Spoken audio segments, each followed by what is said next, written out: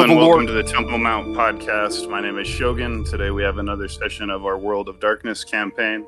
Joining us today is Estremia, aka Lucy Fairbrook, Grug, aka Shad Viano Feroth, and Nolo, aka Newell Boone, as well as Dude Missile, aka Sid Rogers. So we're gonna begin our session of the World of Darkness with a scripture. Shad? For the Lord God said to the serpent, because you have done this, cursed are you above all livestock and wild animals. You will crawl on your belly and you will eat dust all the days of your life. Genesis 30:14. Okay, and the one I chose is, and I heard every creature in heaven and on earth, and under the earth and in the sea, and all that is in them, saying, to him who sits on the throne and to the Lamb be blessing and honor and glory and might forever and ever. Revelation 5:13. Thank you very much.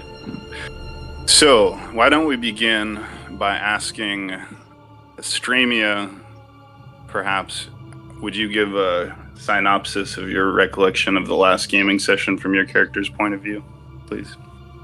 Yeah, let me take a seat. I take notes too because I'm forgetful. Scrolling. All right, so I took Dude Missile's character, Sid Rogers, out to eat. There is a local diner just a few doors down from my character's occult shop. And we end up eating and enjoying a meal.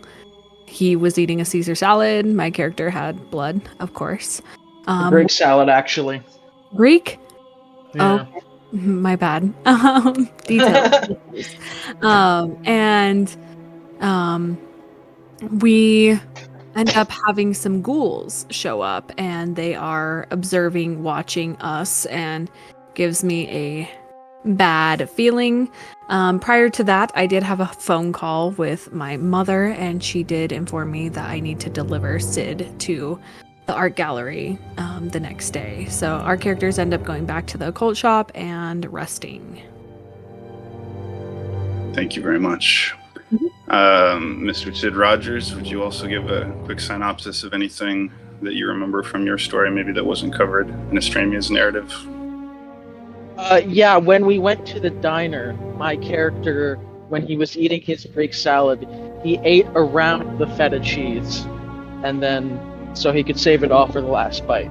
No, Estremia basically said everything that happened. Oh, wait, hang on. No, wait, okay. Where we ended off was my character was sleeping, and then he had some sort of dream, some sort of spiritualist thing happened to him where he met some strange man, I think, who was it like a pink suit or something and a top hat, and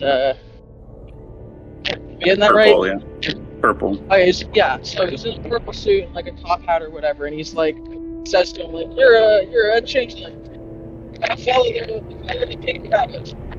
My character was Your mic broke down. Hello? That's better.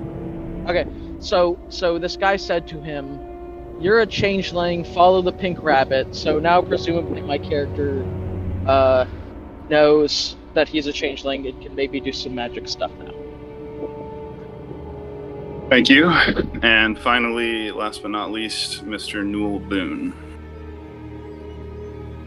Can you give us a quick synopsis of your story? Bring Shad and the listeners up to speed if they missed the last episode.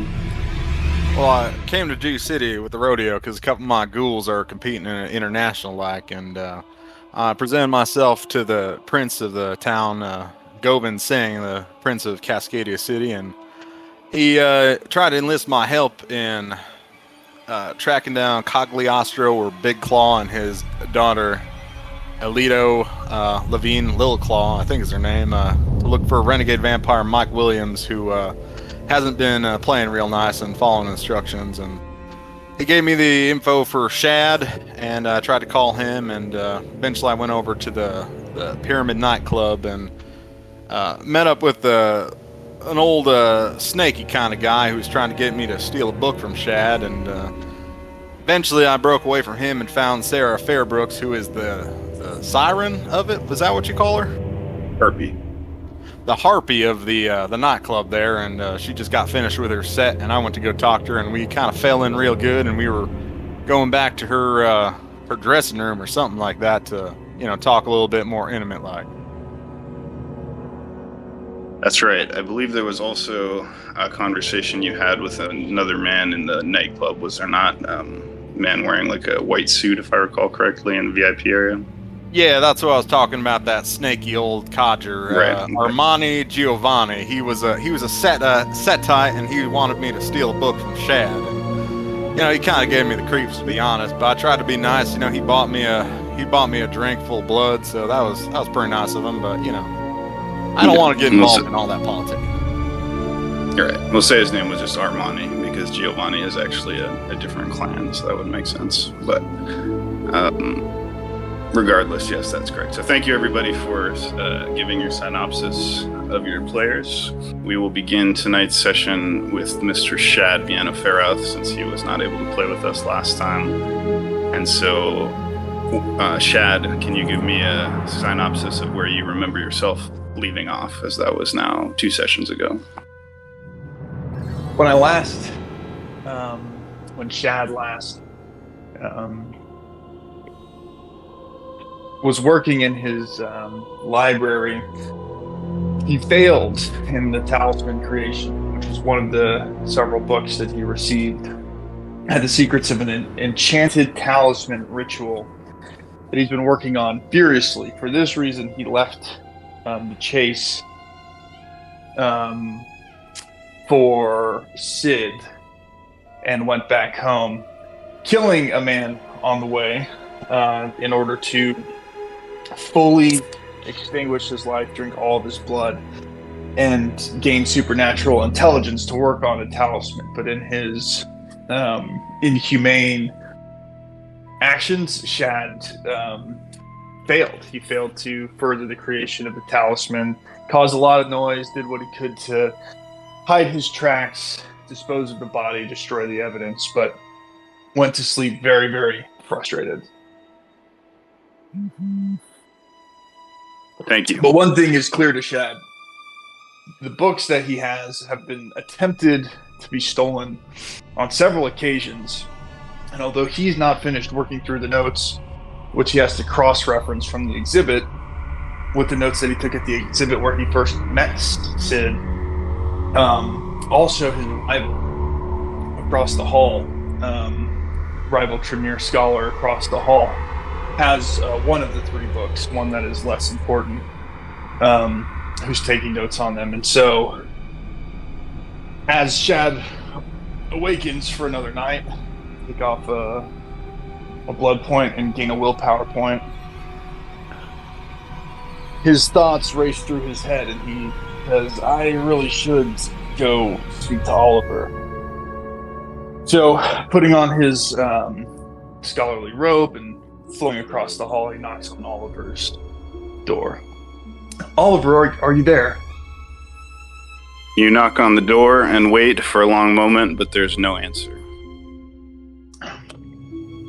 Shad just kind of mutters to himself, takes a deep breath, and goes back to his desk where he takes out the notes from... Before you do, I'd like you to roll a perception check, please.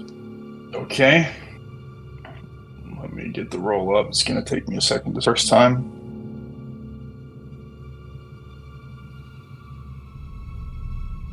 The difficulty will be 7. You'll require at least 1 success.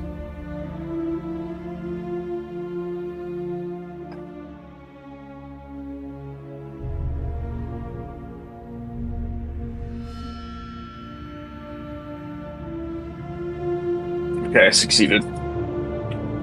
Okay, what did you roll? 7, 9, 5, 8, 8. Okay, so that's multiple successes. So as you knock on the door and you wait and there's no answer, you become aware of a very strong smell, a very familiar smell, the smell of blood, human blood specifically, and specifically kindred blood, vitae. There's a strong odor of it coming out from underneath and around the cracks of Oliver's door. I knock again a bit more frantically. Again, there's Oliver, silence. Oliver. Still silence. Deafening silence. And I grab the handle and... Is it open? Is it unlocked? Not only is it open, and it's not unlocked, you notice that the doorknob and the lock have actually been broken by force. Someone has twisted the knob so hard that it snapped the lock and forced the door. So it's now unlocked and simply closed. I push the door open and look at the blood flowing under the crack, trying to find a source as I creep into the room. As you open the door, you are greeted by a scene of chaos and destruction. Your colleague Oliver's office has been ransacked. There are shreds of paper and garbage, and there's blood all over the walls and all over the floor. And books and so forth have been knocked off of the bookshelves. Bookshelves have been broken. And on the wall, you notice a graffiti scrawl of an upside-down anarchy symbol painted in blood, as well as a more complicated sigil, which you recognize as being the sigil of the Sabbat. Great. There's no sign of your book or of your colleague Oliver. Well, I quickly scroll down back in my office a picture of the sigils and symbols, and phone the higher-ups in the Tremere Chantry House to report this issue. All right, so your personal superior and the leader of the Tremere Chantry is a man named Melchior, a vampire of great age with long white hair and beard, who you know but have rarely, if ever, actually met in person, as he's quite aloof and secretive. But nevertheless, you do have a contact number for him, and he doesn't answer, but one of his ghoul attendants does, to take your call. Hello. The answer is a voice that is unfamiliar to you, but they say, "Who is calling?" This is Shad from the college, one of Valkor's associates, and I'd like to report an issue. It's urgent. Please get the message to him. There has been a crack in the ivory tower. It's an inside joke, he'll understand. But, again, very important. I click and redial a different number, this time David Wingate. The phone rings only a single time before it's answered by David Wingate's familiar, deep, baritone voice, and he says, "Shad, I was just about to call you. What an interesting sense of timing." I have a feeling mine is more urgent, no offense. I told you I wouldn't be calling you for the Michael Williams case, but there's been a Sabbat breach into the Tremere Chantry House, and I fear diablerie has taken place. There is a loaded moment of silence, and then David replies, "Explain." And I explained to him the last time I saw Oliver was only a night before, where he came and we were comparing research notes, and also there's been a breach in the Chantry House before by one King Rat, who attempted to sway Michael Williams to join him, promising freedoms and power and all the rest, and was a very valid test for Michael's loyalty, as he refused to join the Sabbat, even faced with a powerful ally. When did you make contact with King? Once that night, and again later. This was about a week ago, the same night that I saw you last. He was walking around quite freely in nightclub in the pyramid.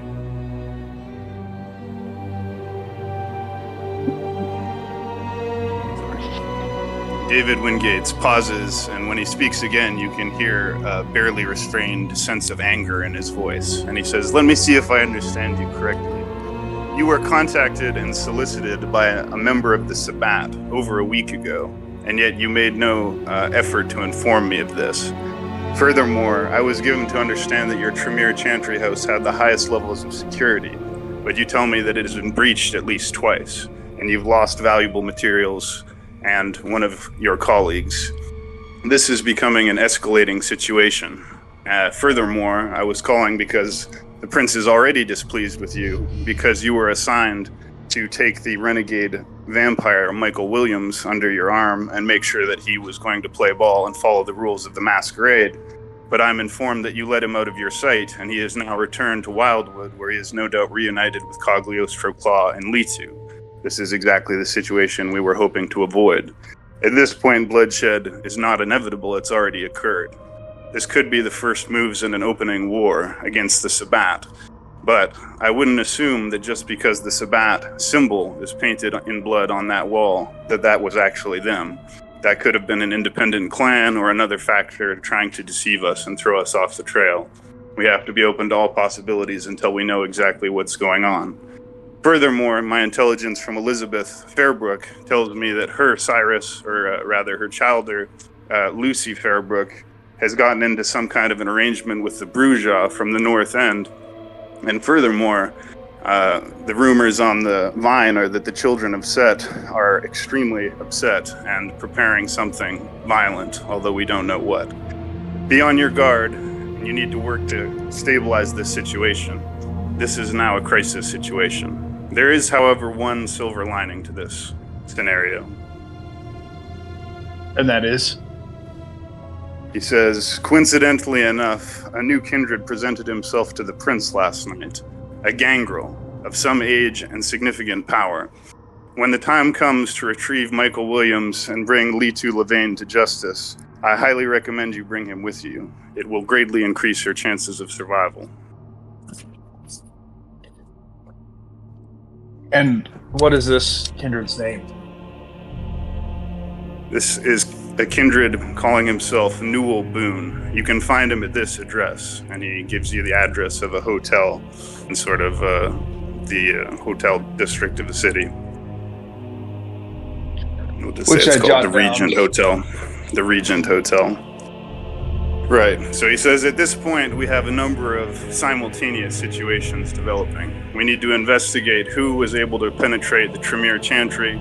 We need to follow up on King Rat and assume that he had some involvement in this.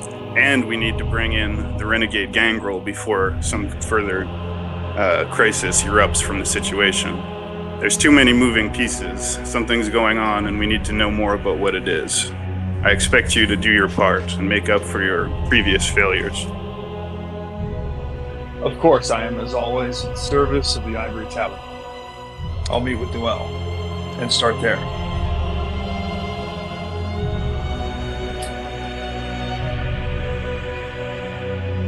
All right. So he says, very well, but from now on, keep me informed personally about any significant developments, particularly anything to do with the Sabbat or the independent clans in the city, as well as the ongoing situation with the gangrel. The last we spoke, David, excuse me, I had similar concerns about the presence of neutral clans and even King Rat in the Pyramid nightclub. I was under the impression that they were permitted to operate. Now, I'm not one to question the direction that the Ivory Tower takes, and know that my place is not to be informed of all these things. But the one thing that I ask is, although nothing is on a need-to-know basis for me, don't lie to me. He pauses for a minute and he says, let me clarify one thing beyond any possible confusion. The Pyramid nightclub is this city's sanctuary. There and only there can the independent clans, and yes, even the Sabbat, meet and mingle under the protection of that particular domain. However, outside of that, and particularly in a case where Sabbat have infiltrated the inner sanctum of your domain, that would be something you would need to inform me about. We keep our friends close and our enemies closer when it comes to the sanctuary, but beyond that, the laws of domain are in effect. And for a Sabbat to penetrate or operate within Camarilla domain with impudence or with, freely is unacceptable. So I'm also going to assign you to gather any intelligence you can about this King Rat character, and if possible, locate his lair, something up till now we've been unable to do. We suspect that he's using the sewer systems, as is the custom of so many of their wretched Nosferatu anti-tribu. Understood, David, and thank you for hearing me. I'm only as good of an agent as the information that I get and that I gather. The situation now should be considered extremely precarious. Cagliostro Claw is a vampire of great age and power, so do not under any circumstances attempt to engage him in direct combat if you want to live to see another night. His daughter, however, and Michael Williams, should they be separated somehow from the protection of their patron, need to be brought in, dead or alive, for questioning or simple disposal to the prince directly. But you may contact me at that point and I'll set up the meeting. If you require further support or resources, you can contact me, but we need to start tying up loose ends quickly before the entire thread of Cascadia City begins to fray. Is there a blood hunt called on either of these? Again, by preference, we want you to bring them in alive if possible, but if they refuse at this point, we are accepting them dead or alive. However, we've refrained from calling a citywide blood hunt. We're still under the operational assumption that our own agents can take care of this before a greater scandal erupts. Even calling a blood hunt will draw attention to at least the impression that the prince isn't in full control of his city. So the more quietly and more contained we can deal with this situation, the better. Nevertheless, it's already gone a little bit too far for that. Anyways, he says, I expect you to act efficiently and begin resolving every one of these problems that you're personally involved in. I have to go, he says, and hangs up. I click and look frantically around the office, take a deep breath to compose myself and stuff. The two books that I still have, plus the research notes, in a leather computer bag that I strap around my suit before I throw over my robes, and of course wallet, phone, rusty piece of metal, and head out the door to the Regent. Are you going on foot or are you using a vehicle of some kind? I'll go on foot. How far is it? From here to walk to the Regent should take you an hour. However, if you exert yourself, you could make it there in half an hour. Yeah, I'll walk. All right. So you leave the Chantry House and the scene of bloodshed and gore behind you. And as you are leaving the Chantry House, you notice some of the ghouls who are generally in one of the nearby dormitories are moving up into the area where your office and your former colleague's office is, carrying cleaning supplies and other equipment, and they just sort of nod at you as they pass by and go up to investigate or deal with the situation. Anyways, you walk out into the night. It's a cold, relatively cool night, rather, for summer, and it's dark. It's approximately 11 o'clock p.m. You begin walking towards the Regent under the elm trees that line the streets. You're keeping your eyes, around you for signs of danger. And sure enough, before you make it halfway or 3/4 of the way to the Regent, which is in a somewhat seedy part of the city, you begin to notice that you're being followed by a group of what appear to be homeless people or vagrants by the state of their, disheveled clothing and just general state of appearance. They appear to be like homeless people, possibly drug addicts. 3 men. I murmur to myself, I've got no time for these vagrants, and I just stop, turn 180 and stand, calling out to them. Hello, is there something I can help you all with? So the leader of the group is wearing a black toque, what I'm led to understand Americans call a beanie. And he's wearing like a disheveled like coat with like silver like studs on it. It's like a black leather kind of jacket with like, cheesy kind of silver studs on the shoulder. And the other two men, one of them is bald and has tattooed forearms. He's kind of big and stocky. And the third guy is really skinny and looks like a meth head. But anyways, the guy in the front, he says, something you can do for me? Yeah, he says. He pulls out a knife and he says, give me everything you have in your pockets. Everything. Wallet, keys, bag. Hand it over now. Don't make a noise. Just pass it over if you want to live. Sure. And I turn out the one pocket and say, unfortunately, I don't have much on me. That has the rusty piece of metal in it. And then as I go to pull out my other pocket, I'm going to expend a blood point and use my fire magic to... How close together are they, the whole group? They're all standing quite close together. The guy with the knife is standing in front. The other two are kind of hanging back on his left and his right, but they're about 2 feet behind him, like 2.5 feet behind him. Okay, well, I'm going to throw a bonfire at him. Let me double check the roll for that.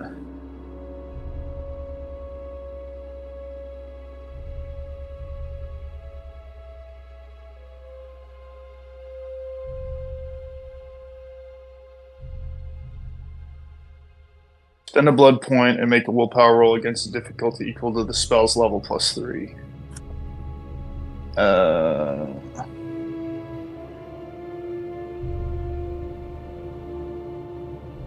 And then Inferno, difficulty 9 to soak, 3 health levels of aggravated damage, 3, 4, 5. So it's a level 5 spell. Inferno. Not bonfire, Inferno. And the roll is...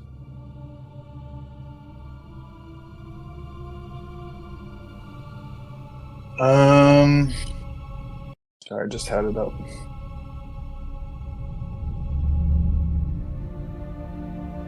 Spend a blood point and make a willpower roll against a difficulty equal to the spell's level plus 3. 1 success is required. What's the spell's level? It's a 5th level. So it's a difficulty of 8. So difficulty 8. Is that really all I get? Is my willpower roll? I guess so. What's your willpower right now? I think it's 6 because you can get a willpower point when you wake up.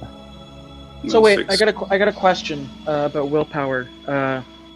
It's been a while since I ran those mage games. So is it that you have your permanent willpower and that's your maximum willpower, and then you have your temporary willpower, which is like how much you actually can use? Am I getting that right?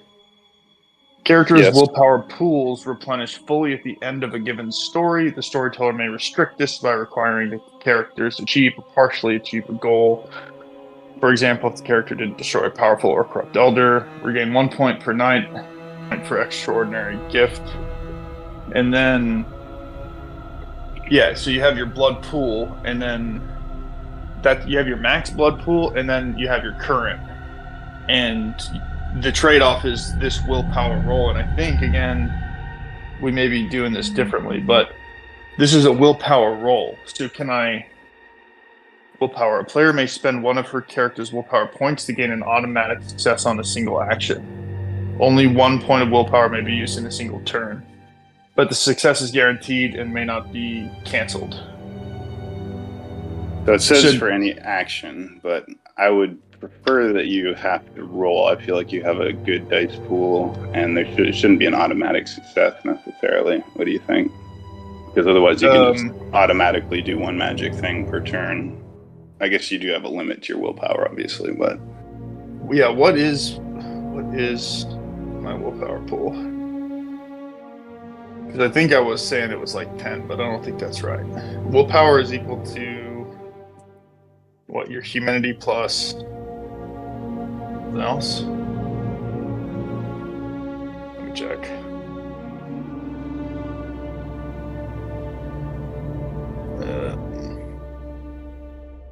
I'm going to say it's 6, just to not hold it up any longer. If that's all right.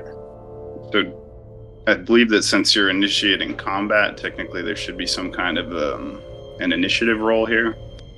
So start with that, I suppose. And initiative, I think, is going to be like what? Wits plus... is it just wits? Wits plus what? I think it was wits and dexterity. There was a difference between if you were being ambushed or if you were initiating, right? Like if you knew you were about to get into combat, it was a different roll. Like, also, do you know how long this spell takes to cast? Does it say anything about that? Action. Yeah, it's just One, one action. yeah, so you can do it in one turn, right? So, okay, so for a simple initiative roll, just go ahead and, I guess, roll your wits. And I'm going to do 3 dice, one for each of the assailants who are potentially going to join into this combat. 10, 2, 6, and 7. We haven't had combat in a while. 5, 10, 9. So what was your roll again? Sorry, I put mine in the wrong channel. 10, 2, 6, and 7. 10, 2, 6, and 7. Okay, so you and the gentleman with the knife both rolled 10, but you get more successes than he does. So you will indeed get to go first. Okay, so I pull the rusty piece of metal and say, yeah, I'm sorry, I don't really have anything apart from, and then throw my hand kind of underhanded, releasing an inferno of fire, which I will roll now. And that is my willpower pool of 6. Yeah, and the difficulty will be 8, because you said it was the level of the spell plus 3. Right, which I got 1 9, which is sufficient. And then there's some other mechanic to govern like directionality I can look up. Like, I think it's if you fail, every fail is like 10 feet or something. But if you succeed, it just goes where you want it to go, and I succeeded, so. Okay. So in this case, you feel like a familiar burning sensation in your veins as you channel the blood magic of Inferno, and you burn some of your vitae and channel it through your hands to generate a roaring inferno of flame, and you kind of throw it, and it shoots out like a flamethrower, and ignites all 3 of the men, but the man in the front gets the worst. He's like completely lit on fire. He starts immediately screaming and flailing around on the ground. The other 2 guys get like burned and scorched, but not as badly, and they look like wide-eyed and begin like panicking and immediately turn and run away in shock and horror. And as this is happening, you notice that anyways, so the man on the ground is burning and screaming and flailing around, and the other 2 people have run away. I'm going to walk slowly over the dim-lit cement to his burning body and crouch down without getting too close, because obviously the fire can hurt me too. I'm going to squat down and just look at him for a second. Does it look like he's going to survive this? He would likely survive if he got medical attention, but his face has been burned beyond like recognition. That's like all black, and like his lips and like eyelids are like burned, and he's managed to like extinguish the fire by like rolling back and forth, but he's like smoking and like has like severe burns on his hands and face, and his jacket's all fried. And I say in a almost whisper, "Where do we go from here?" The man is just like essentially screaming and like flailing around still, like not responding to you. All right, I'm gonna suck his blood. Going for Okay. 2 points. All right. So again, in his, I guess you can, in his panic, right? Even though he's been burned, he struggles against you, and you move to get on top of him. So let's just roll a contested strength check as you enter into this like grappling contest with this guy to try and hold him down and feed from him as he's resisting actively. Do I also get my brawl? If you choose to use like physical combat to restrain him, yeah, like if you're gonna use like punch him a few times to, or beat him up to hold him down, yeah, you can do that. Yeah, given that he's on the ground, I'm going to try to knee him inside and pin his arms to the ground as I go for his neck. Okay, he's going to be said to have a strength of 3, so he's simply going to roll 3 dice against your pool, and the difficulty we'll just say is 7 or whatever, and whoever gets the most successes on their pool will win. I got 2, a 7 and a 9.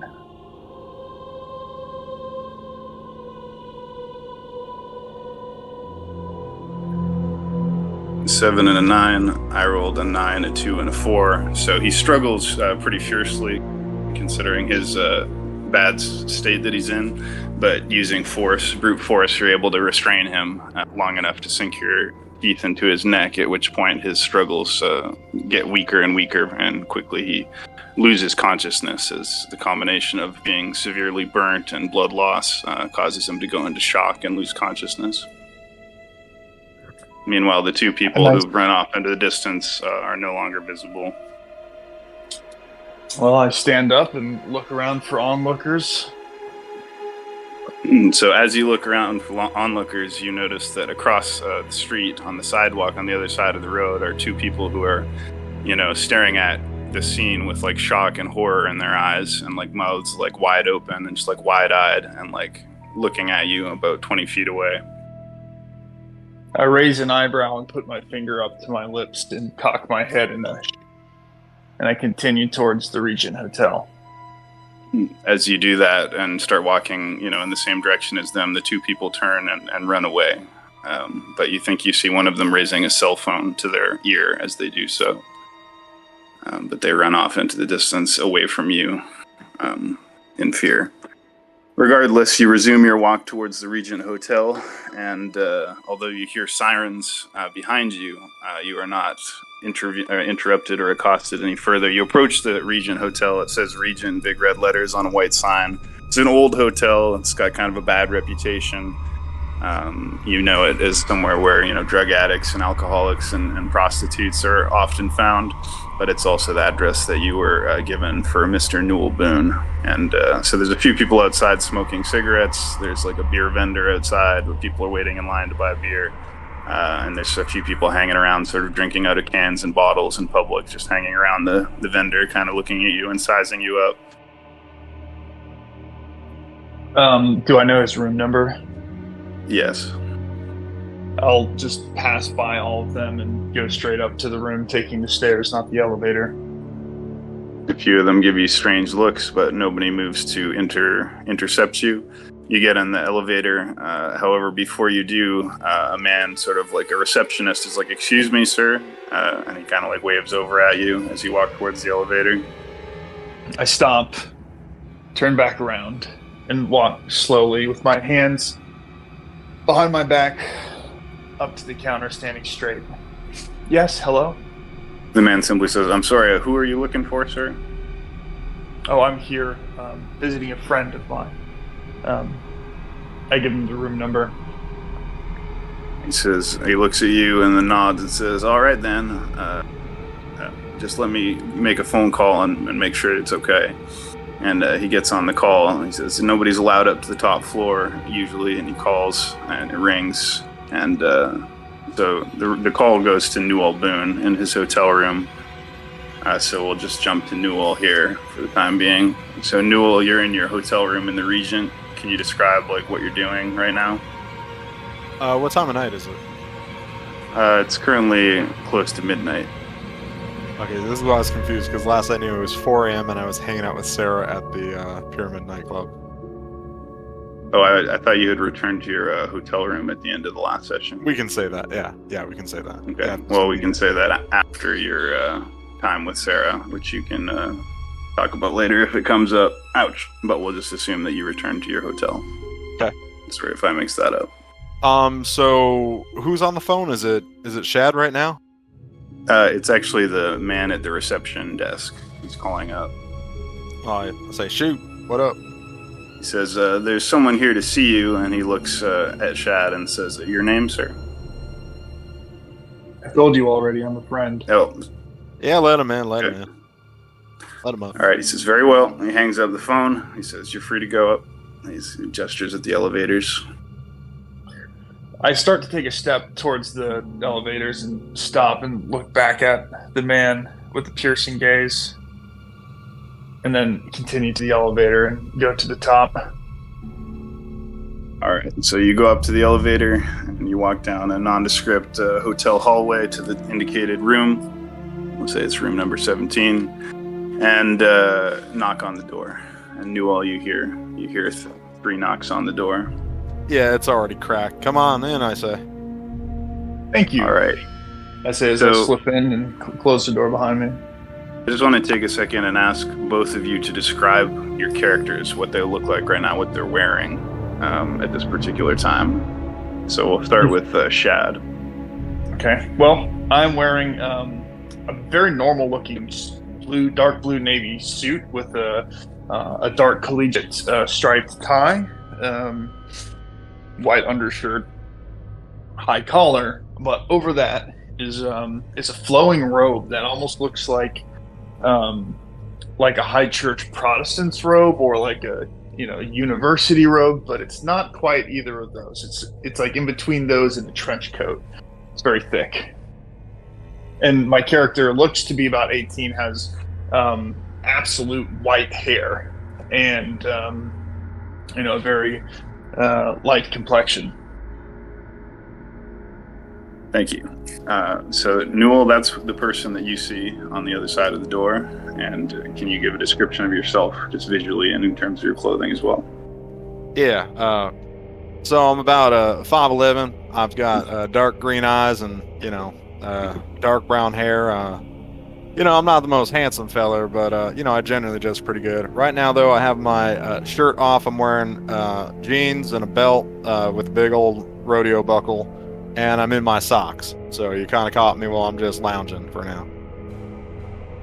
All right, so after there's 3 knocks on your door, you open it, and you're greeted by the sight of what appears to be a young man, dressed in the manner just described, who is now standing outside your door. So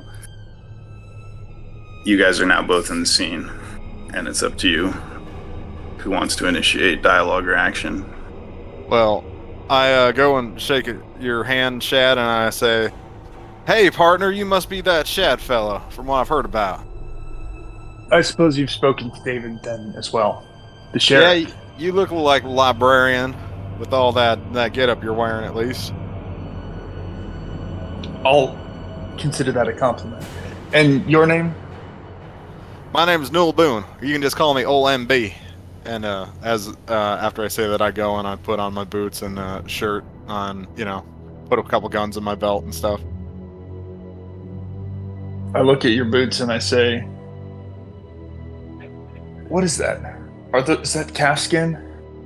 This is actually 100% Cayman alligator. Oh, of course.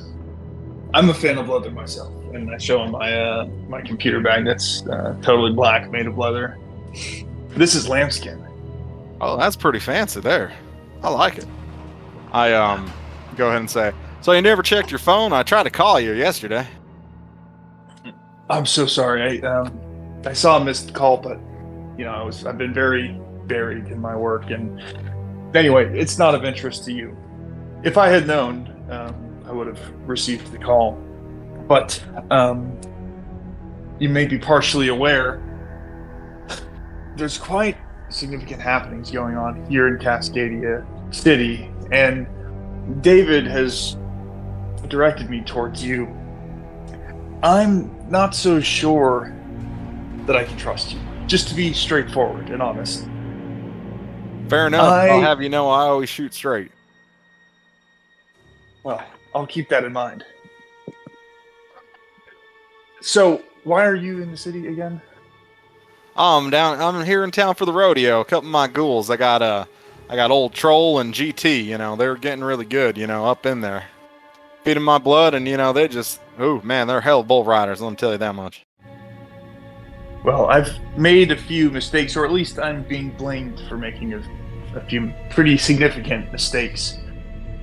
But I find it hard to believe that such an absurd story would be my end.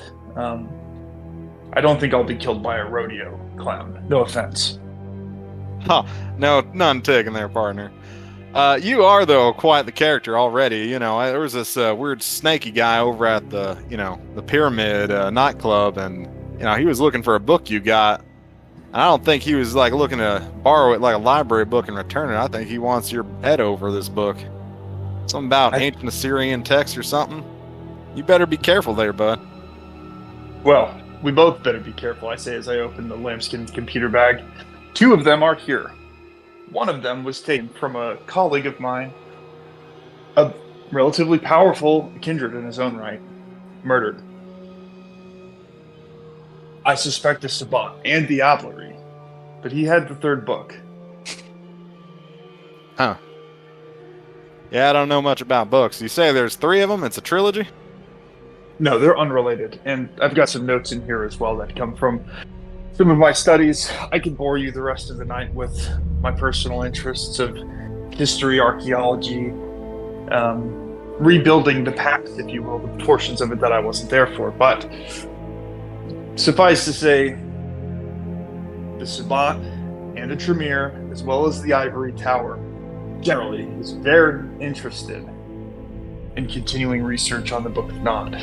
And some of the information I have here, although not yet fully decoded, I'm sure is in their interests. So,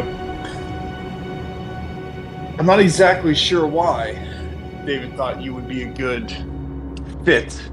But as long as you shoot straight, I'm sure that any threats that come our way over these books will be taken care of quickly.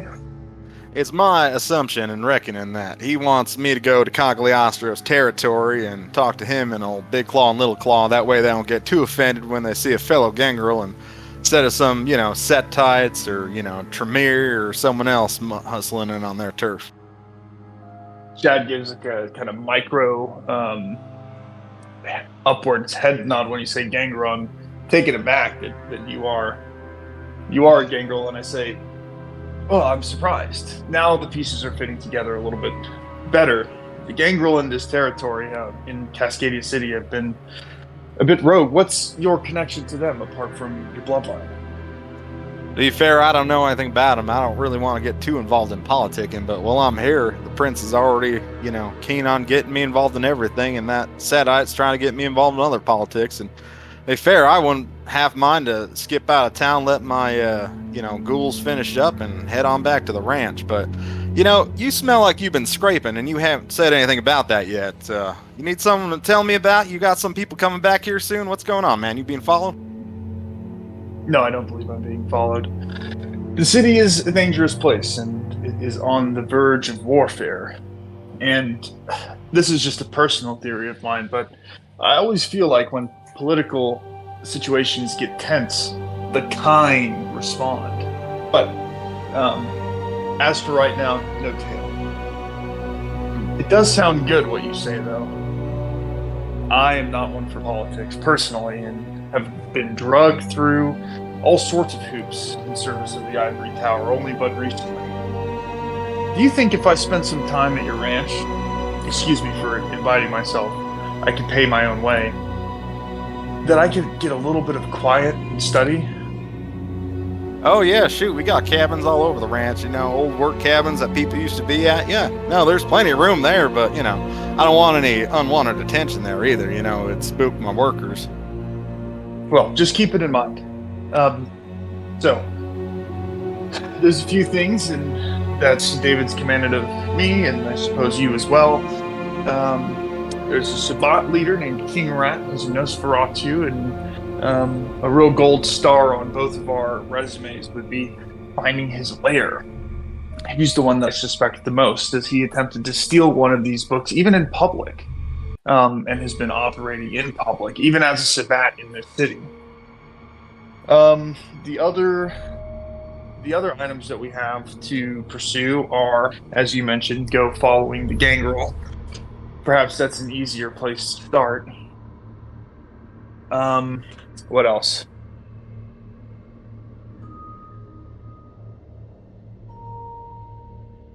I don't know. I think we should probably get that Mike William guys to, to be honest, I was hoping I'd fail that mission and turn into a blood hunt and then, could hunt them that way. I never have been hunting a kindred before, pretty peaceable like fella like me, and we ain't got too much problems where I'm from, but I've always wanted to be hunting some kindred, so I think that'd be right fun.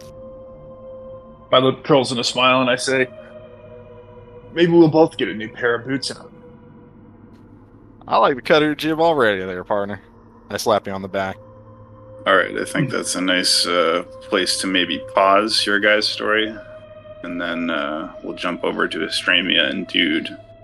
Yay! Finally, So we're the B plot this time.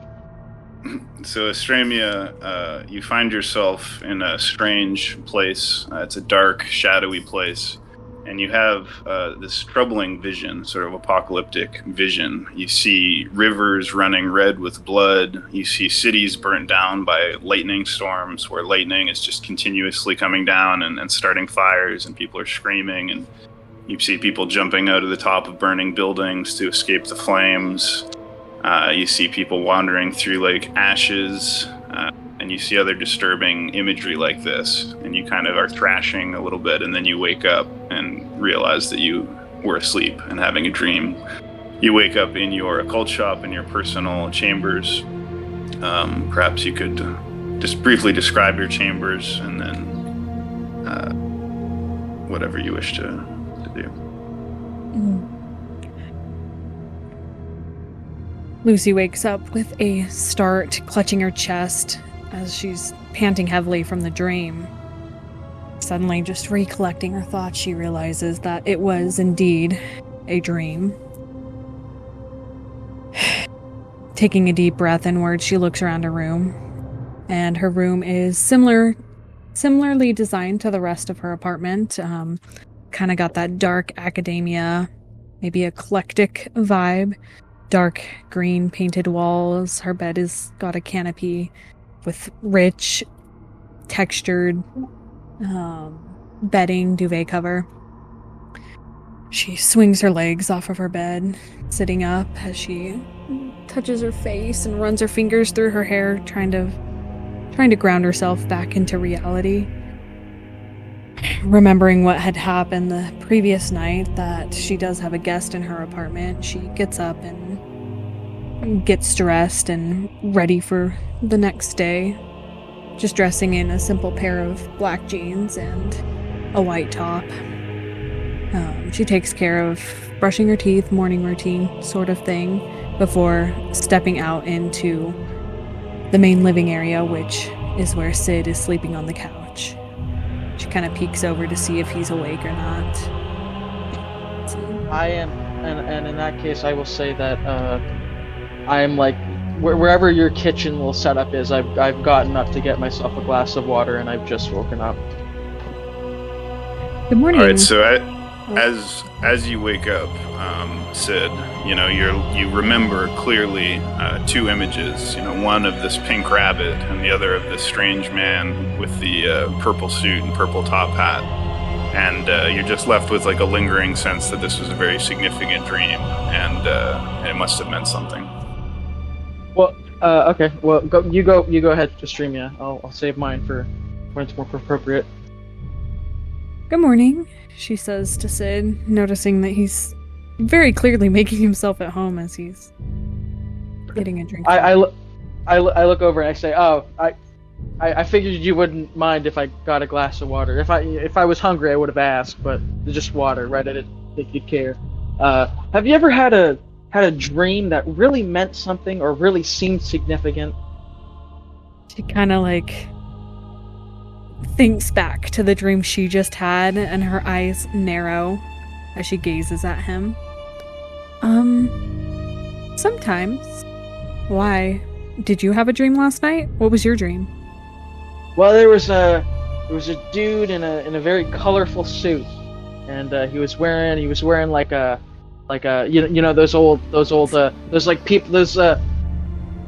what is it? This is me stuttering in real life. It's not me stuttering again. I'm trying to remember. Those like bowler caps that you see like the merchants wear in like photos from the 40s. It's like weird little caps that the street vendors are wearing.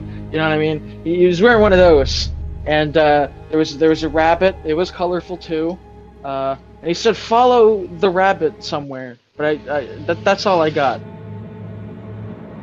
Just it sounds like a pretty normal dream, if I do say so myself. and he like points his finger up at the ceiling, like when he says "oh," and he says, "Oh." He also said something about how I'm a hookah pipe or something, a magical hookah pipe. There's a house that I'm in.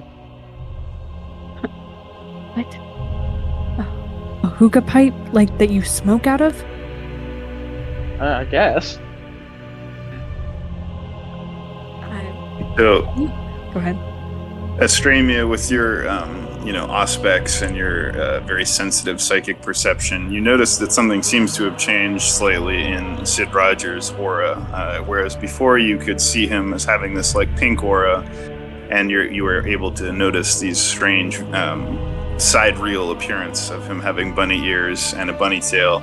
You notice that his aura has gotten like noticeably brighter, and that it now has like a purplish hue mixed in with the pink, and his bunny tail and ears are now visible to you like basically continuously rather than only flickering in and out, sort of. So you now see him that way, like solidly. She sort of takes a step closer to him as it's probably intimidating, her stare, because she's observing his aura as well as the ears and the tail. She reaches out above his head as if to touch the ears that she sees. I like move my head like, is there a fly? So when you put... Go ahead. Sorry. Well, when you reach to touch his ears, you have the strange combination of two contradictory impressions. One, you feel soft fur on your fingers, but your hands go right through the ears like they're not there. You said you dreamt about a rabbit. Yeah. There was this guy told me to find the rabbit. You ever feel akin to a rabbit? Well, I do like lettuce. Lettuce Yes. is cool. Yeah, I too noticed that. Interesting. She just says as she walks past him to the fridge to get herself some blood, which she has a couple stores of in there. Does it? Okay, so- Does the blood? Wait. Can I smell the blood? Well, you can roll a perception check. However, as I understand it, you don't have superhuman senses, right? Just normal human senses. I think it's mostly an aesthetic thing. Yeah. It didn't. Okay. It didn't seem to. It didn't. At least there might be some. No, I don't think I have any bonuses. Well, you can roll a perception. You can roll a perception check to see if you can smell the smell of blood. However, because it's a relatively small quantity of blood, and you're not directly sniffing her glass, it will be difficulty 8 to succeed. Okay. I got a splash. Roll. The bots. Okay, hang on. The bots. Oh no. Okay, it's fixing itself.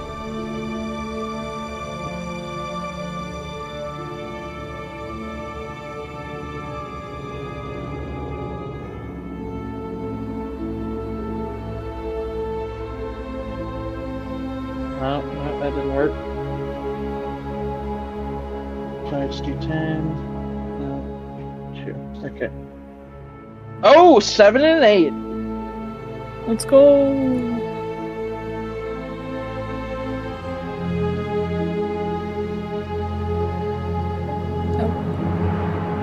Shogun disconnect. Yeah.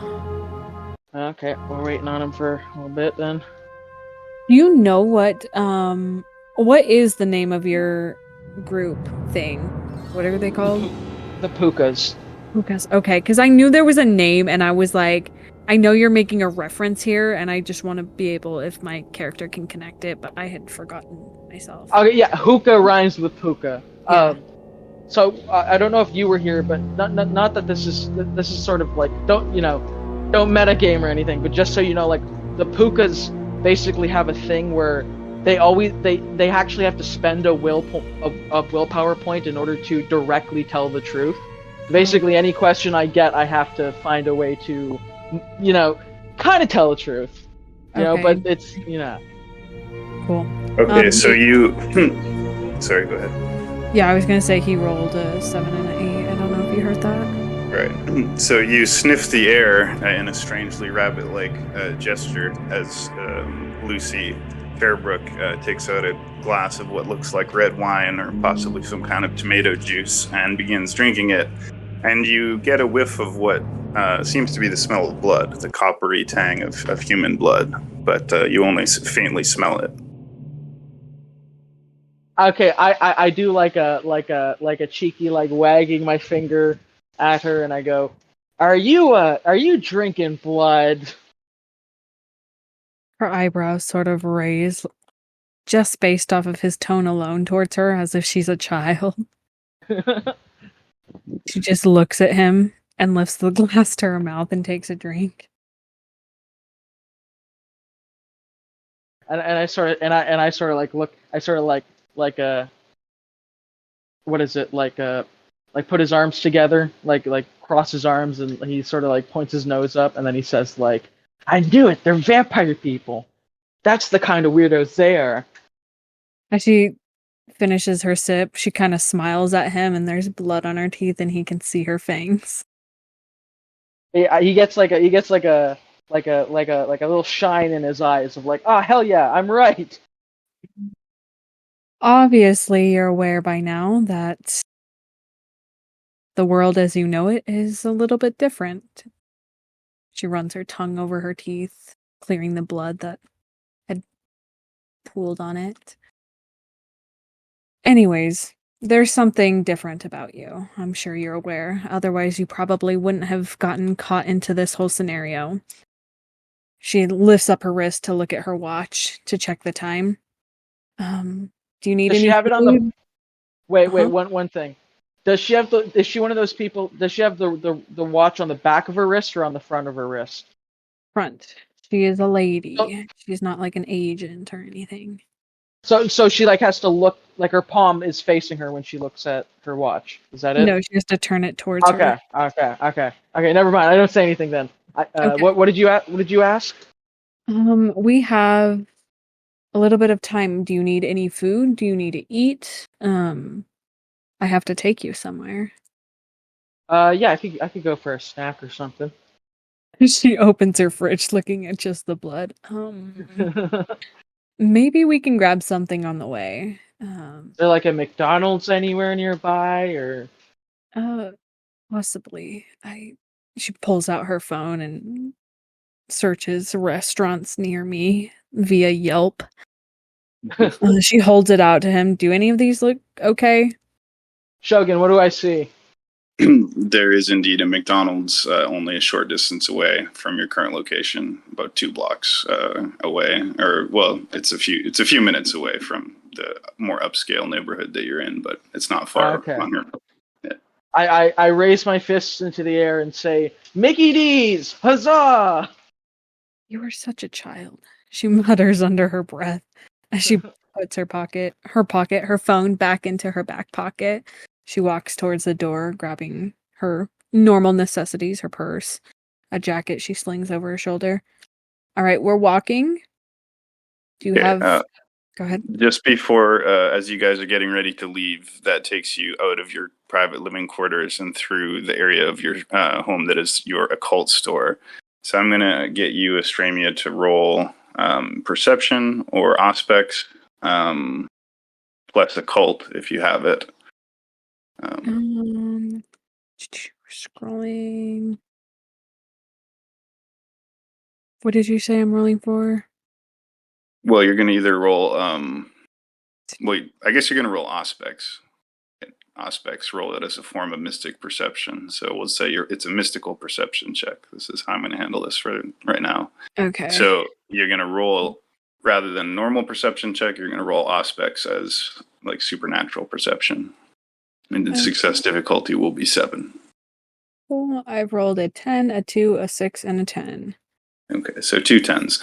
So as you guys are getting ready to leave and you walk through the occult shop, for some reason, a particular piece of rose quartz crystal on one of your shelves is kind of shining, and you just get a strange feeling about it, and you realize that the color of pink of this particular rose quartz crystal is like exactly the same as the pink aura that you've been seeing around this strange character, Sid Rogers. You're not sure what if Well, Did a That's bit. the origin. you now have purple intermixed pink. with the pink, purple and Oh, pink. okay. But I see. nevertheless, you just sense a strange resonance between this crystal and his aura, and it almost seems like his aura ever so slightly changes as he walks past it. But you're not sure what, if anything, it means. She stops in her track as it catches her eye. Possibly, if he's walking close behind her, he will bump into her. She looks back at him and she points out at the stone. Tell me your first thoughts when you look at that. It's pretty. So, sorry, go ahead. Oh, well, She do I sighs. perceive anything? Do I perceive anything? Why in don't this you time? roll your own perception check? Okay. Do you want me to roll Greymire as well? Like my What's Greymire? Greymire is the equivalent, is the knowledge equivalent in Changeling of occult, or it's like the knowledge about the supernatural, basically. Sure, yeah. But it's specifically sort of knowledge about the sort of Fey stuff, basically. Right, okay. Just roll Greymire then, I suppose. Okay. Or Greymire plus perception. Which do you want me to do? Plus perception or just do Greymire plus perception with a difficulty of 8. 5, 10, 5. Let me just double check that. Got 2 in perception, 3 in Greymire. Okay, it's a 5. 7, 9, 2, 8, 4. So a 9 and an 8, so 2 successes. So one is you look at the piece of pink rose quartz that Lucy is holding and showing to you. It sort of seems to shine, like with its colors are like shining very bright, and almost like a psychedelic aura about it, of a slight haze around it. And as you see it, you have a sudden mental image of the pink rabbit. It just flashes in your mind, like looking at you just for an instant, and then it's gone again. Okay, so here's let me paint this picture. So at first he looks at it and he says it's pretty, but then he stares at it for a couple seconds, and what you just said happens, and he says, actually, I'm not sure how long I could stare at something that intense. That's a lot. Hey, He looks away. much better. She reaches out and grabs it and pockets it. All right, let's go get you your food. Yes. You have all Fries. your things. Oh God. She just continues down the stairs and out to the street. Okay. And are you guys walking or taking your motorcycle? I'm gonna take the motorcycle because I have to get him to the art gallery, and it's not too far, Okay. but it's more convenient. All right, so you mentally chart a path towards the art gallery that will take you past the McDonald's. And so you drive off into the night. It's a cool night. It's currently about 11 o'clock, a little after 11. There's not much traffic on the streets in this particular area, although there is pedestrian traffic, on Corridon. But as you leave that area and you drive towards the McDonald's, you don't see anything out of the ordinary. You arrive and get your food. Dude Missile, what do you order? I get a large fries, and is it breakfast time menu? No, it's 11 o'clock at night. Okay. Okay, I get a large fries, and I get like one of those chicken wrap things. All right, so you get and your an food. apple juice. You get your food, you pay for it, and you eat it as Estremia continues the drive. And by the time you finish eating, you're pulling up to the large and impressive facade of the Cascadia Art Gallery with its big, marble-type pillars and its big front glass front with windows, and you can see the lights are on. There's, as always, art exhibits inside, and people, even at this late hour, you can see, inside looking at the artworks. And there's also a man coming down towards you wearing a black suit and sunglasses, even though it's 11 o'clock at night. He's like a fairly big, powerfully built guy.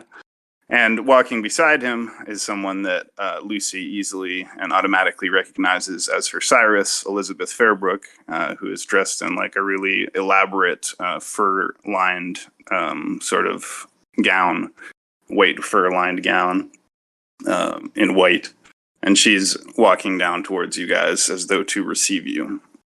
And they're waiting, basically, as you pull up and park your motorcycle. And then she says, "Lucy, so good to see you again. And Sid Rogers, wonderful. So happy you could make it." She nods her Nice head. to see. Wait, did I see her before? Was she the one I saw before? Mm-hmm. You were at her art gallery anyway. Right. Yeah. Okay. And I believe that you did talk to her, if I remember correctly. I just say hello again. I take my helmet off, holding it to my hip. I brought you what you requested, and she motions to Sid, and she has clear annoyance on her face for having to, felt like babysitting to her. She looks up at her mother.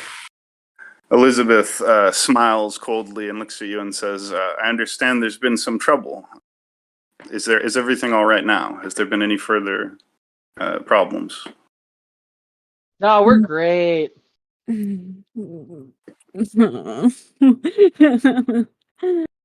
Lucy kind of just puts her hand on her forehead, just rubbing her brow.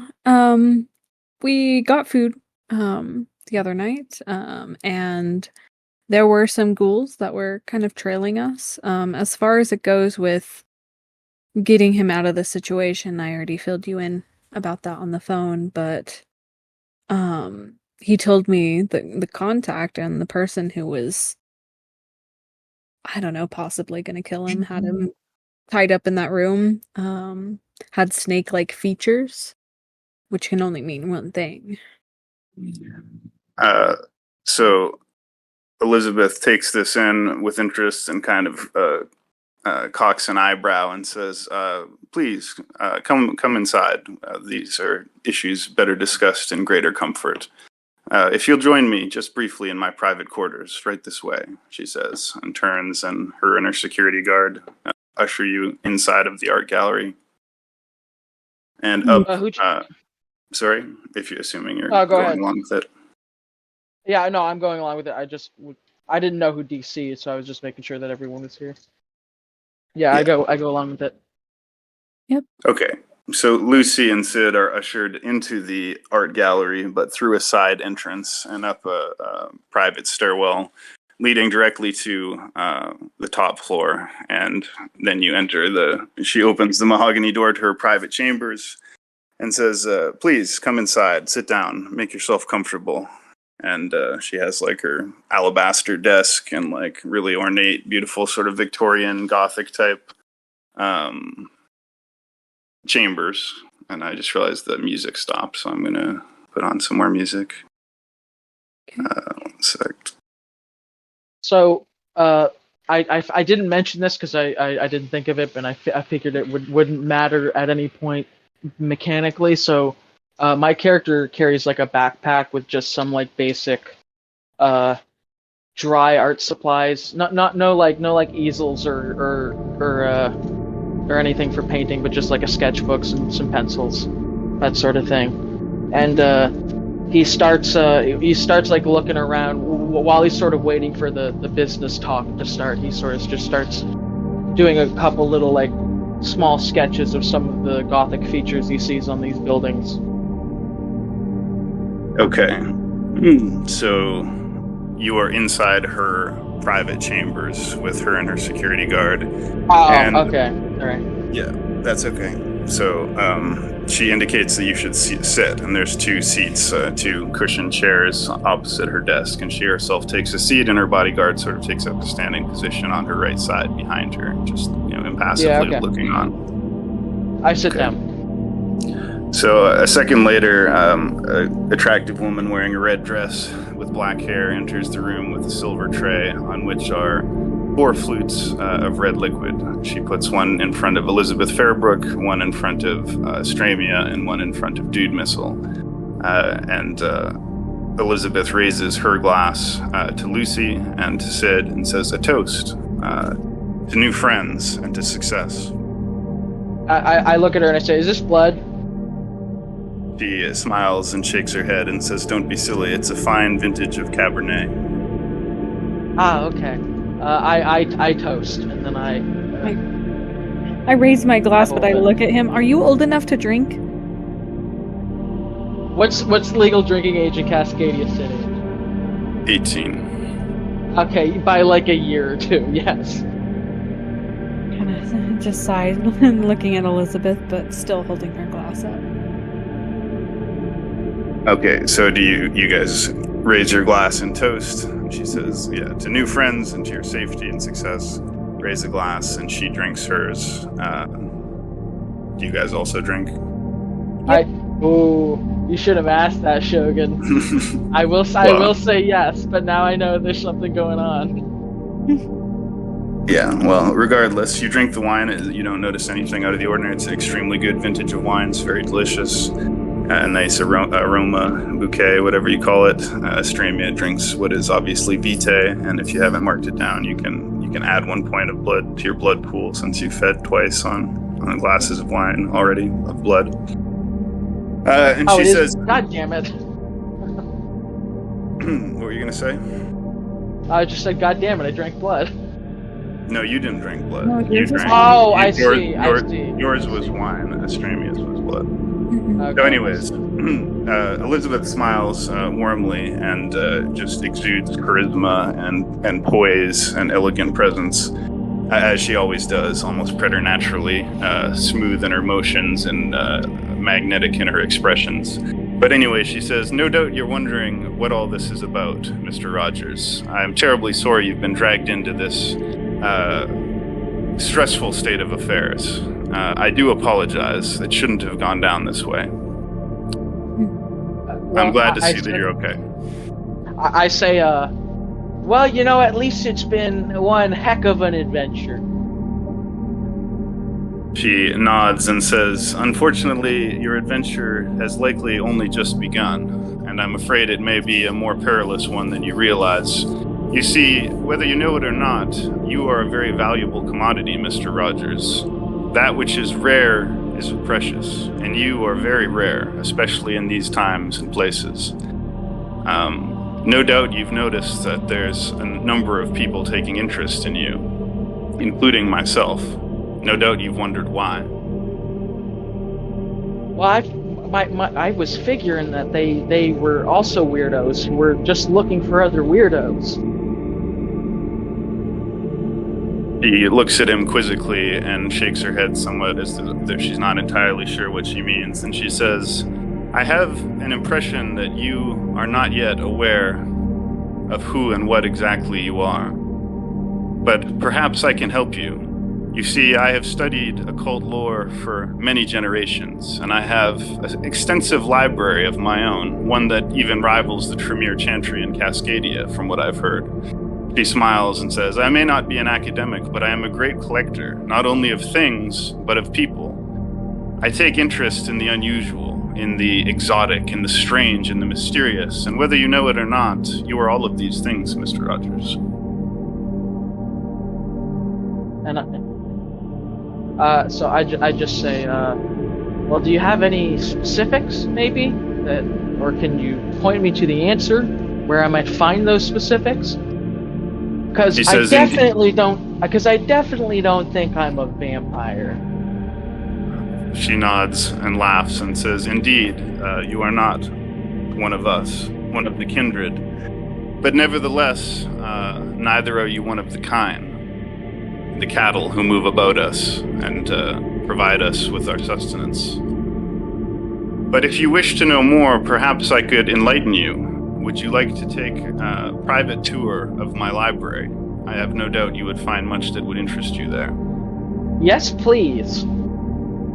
She smiles and says, wonderful. She turns to Lucy and says, my daughter, you have done very well under difficult circumstances, but there are a few things that you need to be made aware of before I go. First, there is an escalating conflict in this city. Apparently, the rogue kindred Michael Williams has disobeyed direct masquerade orders and gone rogue, returning to the Wildwood Park domain of his grandsire Cogliostro Claw. No doubt you understand the potential for escalating conflict and bloodshed, but it's more complicated than that.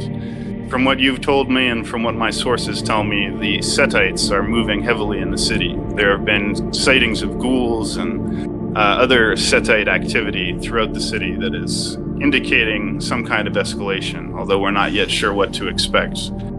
As of now, I need you to keep an eye on Mr. Viano Feroth.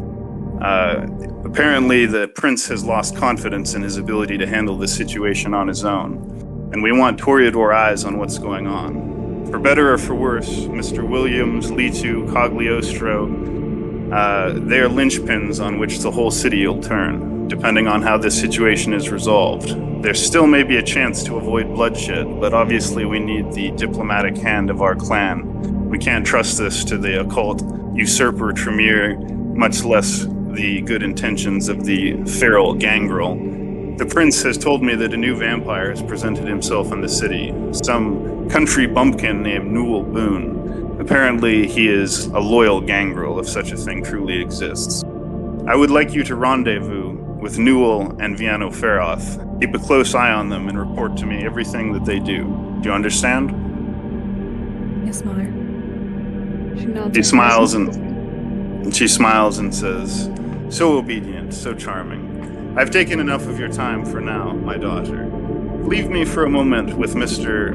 Rogers. I have a few things that are for his eyes only. They don't concern you. No doubt you have other things to attend to." Understood. Can you send me information on Newell and this other character? She nods, and the security guard behind her reaches into his suit and pulls out an envelope, which he hands to you. Inside there are photographs, names, locations, and phone numbers for both Shad Viano Feroth and Newell Boone, as well as their current location, which is the Regent Hotel. All right. I will see you later. And she heads out the door. Okay, so after Lucy heads out the door, Elizabeth Fairbrook looks at Sid Rogers and smiles widely and says, "Wonderful. Now we have some time to ourselves.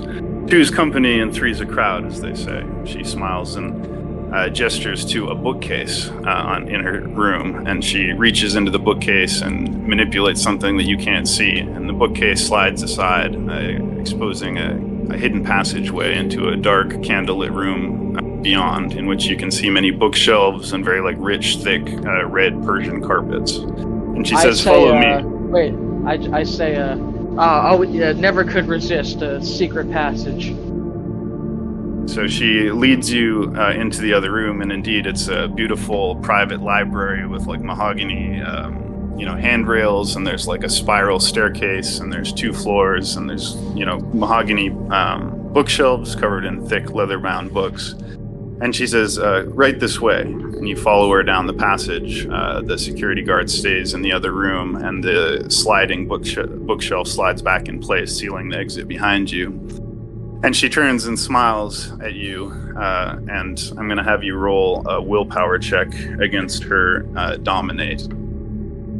Okay, so I just roll whatever my willpower is? Roll your willpower pool. And the difficulty to resist her is going to be 9. And you're going to need at least 2 successes. Ooh. Let me find the channel. 8, 9. You rolled 2 dice? Yeah. Okay. 1 second. So, anyways, as she's looking at you, you're sort of overwhelmed with her physical beauty and her charisma that she's radiating, and you feel a sense of trust, you feel like you can trust this person. And in fact, you feel so comfortable that you just, without even thinking, you slouch down into a nearby leather chair that's nearby, and you sit down, and you just feel completely peaceful, this is a safe, peaceful place to be. And indeed, you start to realize that you're becoming very sleepy. And Elizabeth smiles at you with a knowing look in her eyes.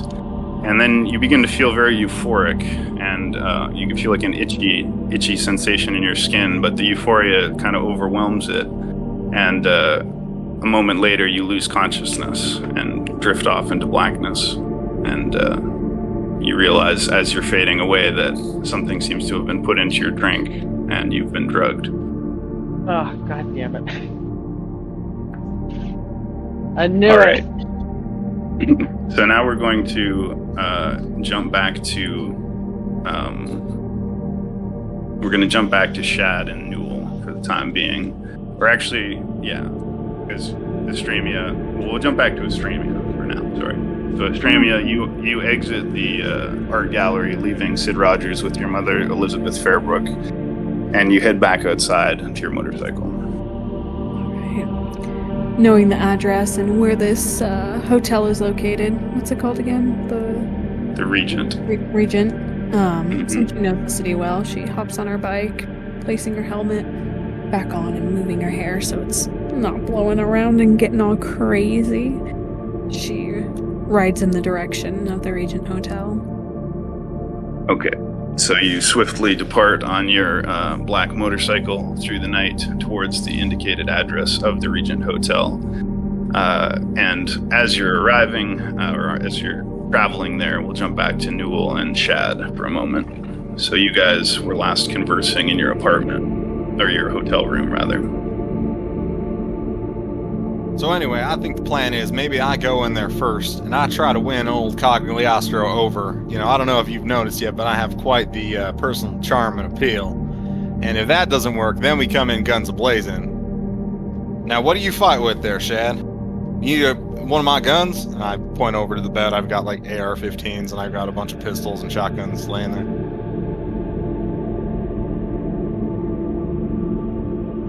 Are you there, Shad? Motherfucker. Sorry, I was muted. I was responding.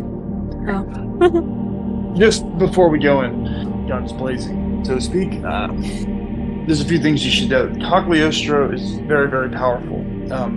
I don't mean to doubt you, but I don't know what kind of martial discipline you've been practicing on your ranch, but we're talking about a very powerful Ancillay. His number one offspring, Michael, will be no problem for either of us, but walking into their territory again, perhaps there's some way that we can lure them out. And as for the weapons, I can hold my own. You should never rely too much on technology. Do you see this? I say, and I pull out the rusted metal. Yeah. What exactly are you pulling out there? I turn on the light. I'll show you, one moment. And I like go over to your guns, and I'm kind of inspecting them without touching them, hands behind the back, leaning over at the waist, with the straight back. They do look very nice, but which one is your least favorite? Oh, I mean, they're all a dime a dozen, you know, they're all, I mean, probably the big one, because I can't take the AR-15, I can't take it everywhere with that barrel. Or that stock right there, too. Alright, pick that one up. I say, and I put the rusted piece of metal behind my back. Alright, I do so. Shoot me. Alright, so because he says shoot me, I'm gonna grab a knife out of my boot and try to slash at his chest with it. Really? You're gonna attack him with a knife? Well, I'm just gonna not really attack him. I'm gonna like pull out the knife, you know. Be like, you thought that's all I had? You know, I'm gonna do it very quickly, like pull it out. Yeah. So do we need to do like a contested roll here? Do we need to like notice? Like, are you going for an attack, or are you just? No, I'm not going for attack. I'm just like trying to pull it out real quick, and like, you thought that's all I had?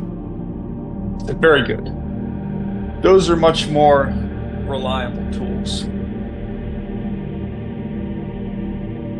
And I a also whole go host over- of things are going to be necessary to fight Cagliostro, if it comes to that.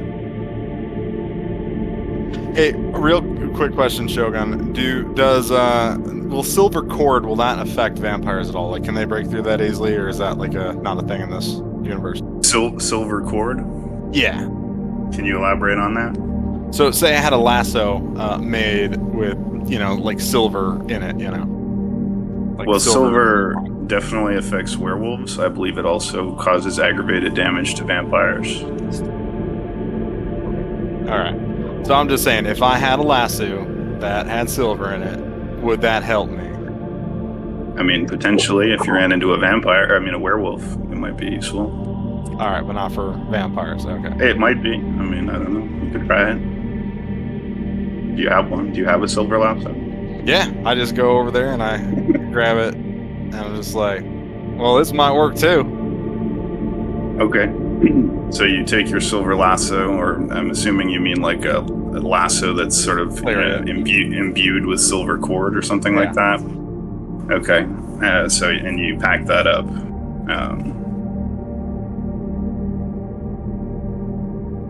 Well, I suppose you get the point.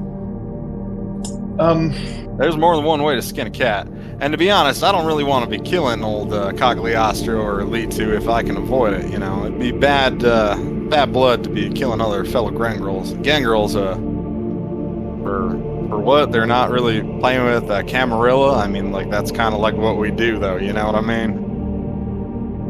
Indeed, it is a suspect alliance at best, but let's think through this.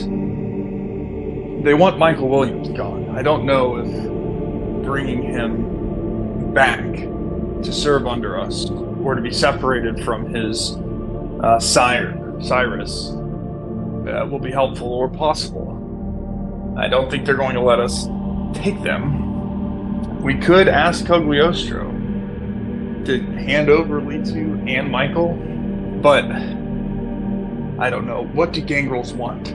You might as well ask Mother Wolf to give up her pups. Like, that ain't too likely, to be honest. As much as a silver-tongued devil as I am, even that's going to be a stretch for me.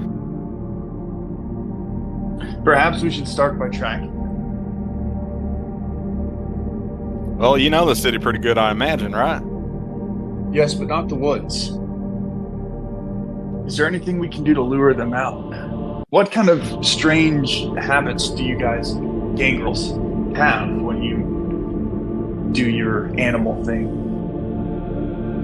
Well, not all of us do the animal thing. I mean, we're not werewolves, for goodness sake. Could have fooled me.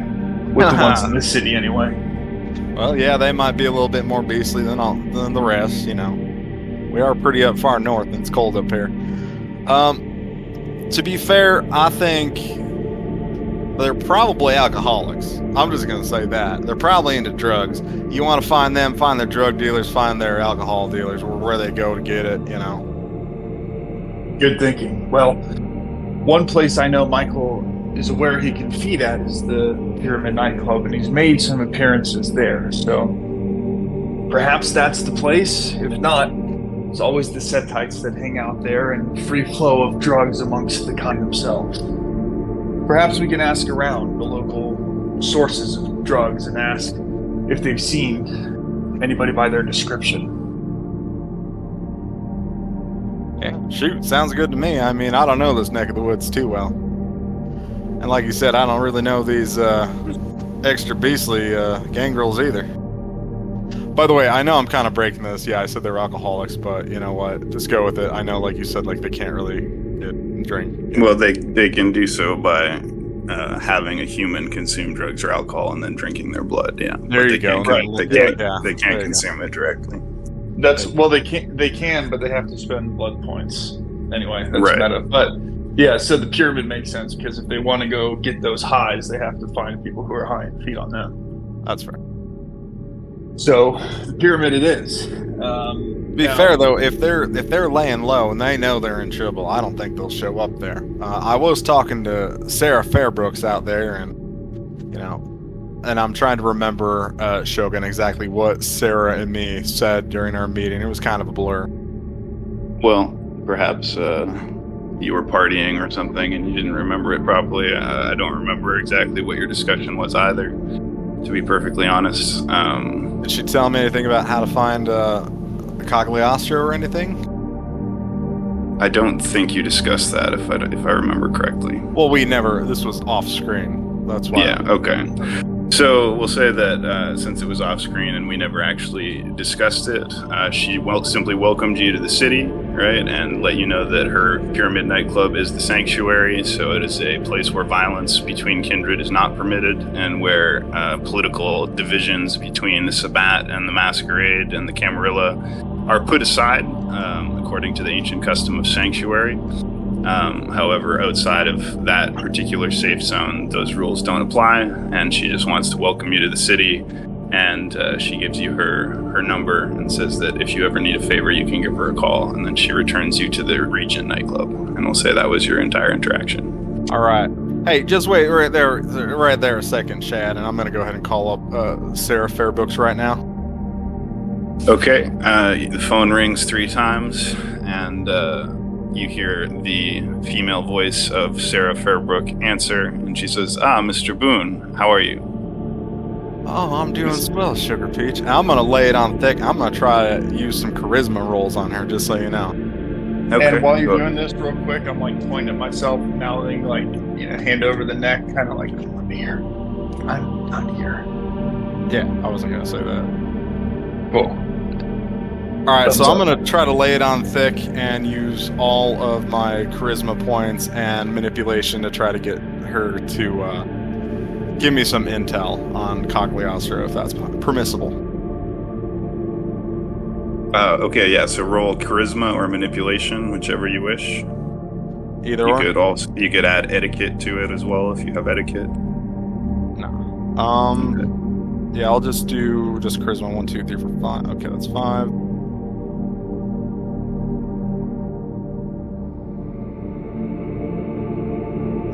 Count, is it? Okay, count and 5. All right, so 10, 8, 6, 5, 4. 10, 8. So you get 2 successes. So you lay on your Southern Charm, or Western Charm, or whatever it's called.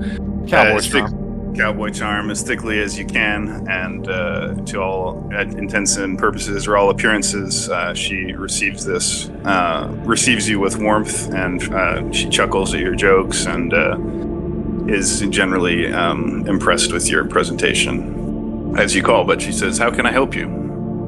There's just one little thing.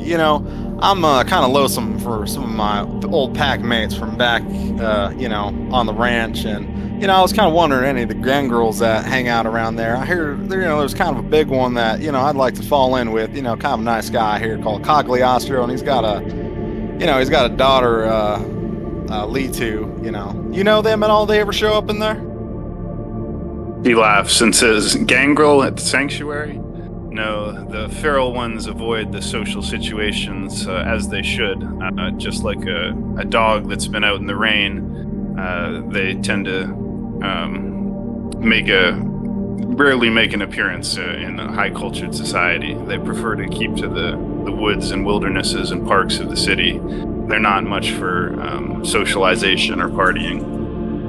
I just figured, every dog has his day. You know what kind of parks they hang out, or where their territory's at? She says, "Indeed, it's well known amongst the higher ranks of the Camarilla that Cagliostro Claw, aka Cagliostro Levane, makes his domain inside of the urban park called Wildwood Park.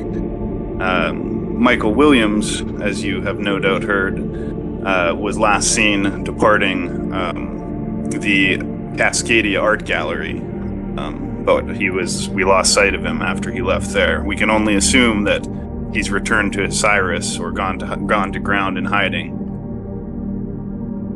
All right, that sounds real good, actually. I appreciate it. That Wildwood Park, that sounds right up my alley. I really do appreciate it, Sarah. She says, "There's one more thing that I can do to help, so to speak." Lay it on me. "My sister, my darling sister, Lucy, has also come to assist you, should you need a more refined diplomatic hand in dealing with the situation. As you know, the Toreador are the most gracious kindred, shall we say, and if anyone is to succeed in a diplomatic resolution of this problem, it will be my sister. In fact," she smiles, or you hear like a smile in your voice, She should be arriving any minute. And then she hangs up the phone. And just at that moment, Lucy Fairbrook has already entered the hotel, I'm just going to say, and gone up to the room. And so there's a knock at the door just as the call goes dead. All right, I motion to Shad to kind of hide, and I'm going to say, yeah, who is it? I believe you were just talking to my sister, Lucy. Oh, you got some good hearing, miss. I go over and open the door. It's like I was just talking to her previously. Do you want to describe your character physically or your clothing, just for people to imagine your character? Yeah. So, Lucy is not the tallest. She's about 5'3", 5'4", and her hair is a strawberry blonde. She's currently just wearing a somewhat frilly white button-up shirt, but it's tucked into a pair of black jeans that hug her in all the right places. And her hair is a little bit disheveled from wearing her helmet from her bike, and she does her best to move it so it looks somewhat appealing. She's got soft features, nice face, good smile.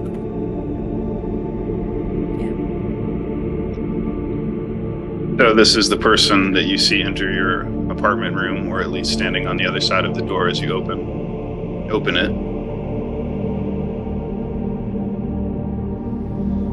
Well, your sister kind of gave me the lowdown that you'd be down to help me locate old Cagliostro and his daughter Litu. Is that about the right of it? That and amongst other things. But yeah. Kind of tilt my head. What are you getting at amongst other things? There's so many pieces, and she just kind of smiles at him. I just kind of go, oh, the politicking never ends around here, I swear. Skullduggery, every one of you. Yeah, I hear ya. Try living in it all the time. Dad, are you there? I'm out of character. Yeah. Are you still just hiding, or what? Yeah, so I'll emerge from kind of around the corner and behind Newell. Lucy, it's a pleasure to meet you. I have heard so much, but no one ever said that Sarah's sister was just as beautiful as she was. You flatter me. Thank you. It's a good thing you're here. That means I don't have to go searching for you as well. This happens to be you and Newell are the people that I'm looking for. Oh, and why is that? Because we have things to attend to and missions to accomplish, and I think my diplomatic personality, I'll be able to keep you two well balanced. She looks between the two of them. No doubt then you're informed of Cagliostro and Litu and Michael Williams. Yes, I've heard all about it. Come to think of it, you look familiar. Did I see you the other night on a motorcycle? Yes. Chasing I see. I believe I spoke to you for a moment, briefly. You let that kid get kidnapped. Kid? I guess he's not really a kid, and she starts describing Sid to him. Oh, he was kidnapped? Yes, the car. Anyways, it's fine. I handled it. He's in safekeeping. I see. We're devising a plan on how to separate Litu and Michael from Cagliostro. So far, we've not come up with much. We've thought about pursuing potential avenues to them through the drugs, and we know at least Michael consumes. Now as a kindred, he'll have to feed on kind to get the same high. I'm not familiar, OMB, with the etiquette of gangrels. Would you be accepted in their territory here in this town, without announcing yourself? Well, Or most having likely. prior permission? Well, most likely there'd be a tussle, even if I were invited. A pissing contest of sorts. But and old MB, depending on who's older, they're probably going to win, and I don't think I want to, yield to him. I don't know anything about this Cagliostro, but I don't really want to, put my tail between my legs. And anyways, So I'll just put this in as something that the characters as a whole are all aware of, is the law of domain. And so, being Ancillé, you're familiar with the customs of the kindred, and so as a member of the same clan, you, in the same way that when you enter the city, you present yourself to the prince. If you're a member of the same clan or you have an invitation, you can present yourself to the person who holds a domain, and then they're obligated to a law of hospitality as long as you obey the etiquette of that particular person or whatever, and then present yourself to them. Now they may then say you can't be there, and whether or not they would allow kindred of other clans would depend on their dispositions. well, I'm going to slap Shad and Lucy on the back and say, well, it looks like we're just three caballeros. Why don't we talk while we get in my truck? Sure. She kind of shrugs his hand off of her. She's like, okay. Unless you got a better idea, but I'm already walking and I, got my hotel key. I'm Okay, bringing so my book bag with me, still concealed. Follow up then. all right. So you guys go down the stairs and you exit the Regent Hotel and you get into Mr. Boone's truck. Can you describe your truck, Mr. Boone? It is a Ford 450, like $100,000+ truck. It's really expensive. Normally it has a cattle trailer or horse trailer on the back of it. Right now it's disconnected. So yeah, super cab, all that jazz. Does the back White. window open into the truck bed? It can open, yeah. All right, I'm sitting in the back. All right. In the Is there trunk enough bed, room with the window Is open. there enough room in the truck for everybody to sit Oh, in? it's a 450. It is super roomy in there. I mean, Those this are thing is so big. nice. It's like Yeah. a tank. Yeah. Okay, all right. So you guys get in the car, but Shad, you said you get in the truck bed instead? Yeah, with the window open. If I need to, I'll spend a blood point to increase. Oh, I can't. I don't have auspex. I was gonna say I can listen through the rustling wind with auspex, but You never don't mind. have it. Yeah, That's I okay. just go- So I just Shad go jumps the in. truck bed. Shad jumps in the truck bed. Shad Viano Ferris jumps in the truck bed. Lucy Fairbrook and Sid Rogers jump in the back seat, I guess. Or it's up to Oh, you. Sid Rogers is I'm here?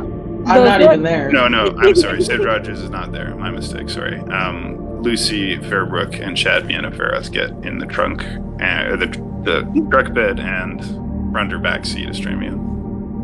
Oh, I'm gonna be in the front. Are you kidding me? Passenger princess for sure. All right. Yeah, so, I'll just go in the cab actually. Yeah. all right. So Lucy's riding shotgun, and Shad is in the back. All right. So you turn on your truck and prepare to head out into the night, and we're going to pause your story there and jump back to Mr. Rogers. So, Mr. Rogers, you find yourself once again in a very strange place. Stretching out in front of you is a checkerboard floor. Wait. as far- Just give me a minute here. Just give me a minute here. Okay. How long's a minute? 60 seconds. Oh. Got you.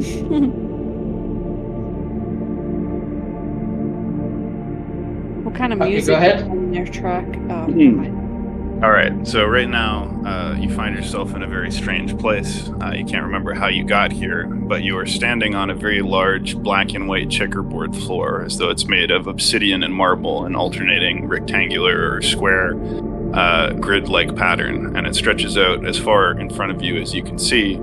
And in the distance, you see two huge pillars, one on the left and one on the right. And hovering in the space above the pillars is what looks like a floating eye, just sort of hovering in the air above the pillars, off in the distance. And Do once again, wait. Do the pillars look like chess pieces? no, they don't. However, one of them is black and one of them is white. One of them is obsidian and one of them is like an alabaster stone. And they're in the distance and very large, like huge actually. And again, there's this like disembodied eye floating in the distance, and there's no blue sky or anything like that. The sky is just completely black and empty, other than this eye floating in the air.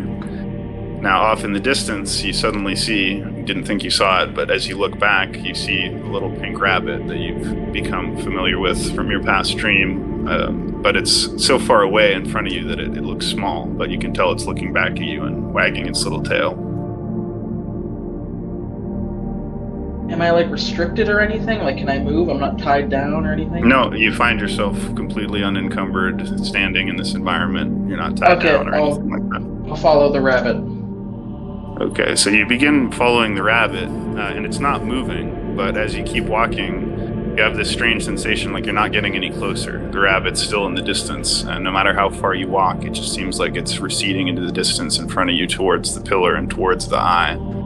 However, as you get closer, you suddenly feel like a presence like paying attention to you, and all of a sudden the eye like dilates and like focuses and looks right at you, and you feel like a sense of like ominous foreboding and fear as this eye is like looking at you with this intense, like seemingly malevolent gaze. Well, seeing that I can't approach the rabbit, I cautiously approach the eye.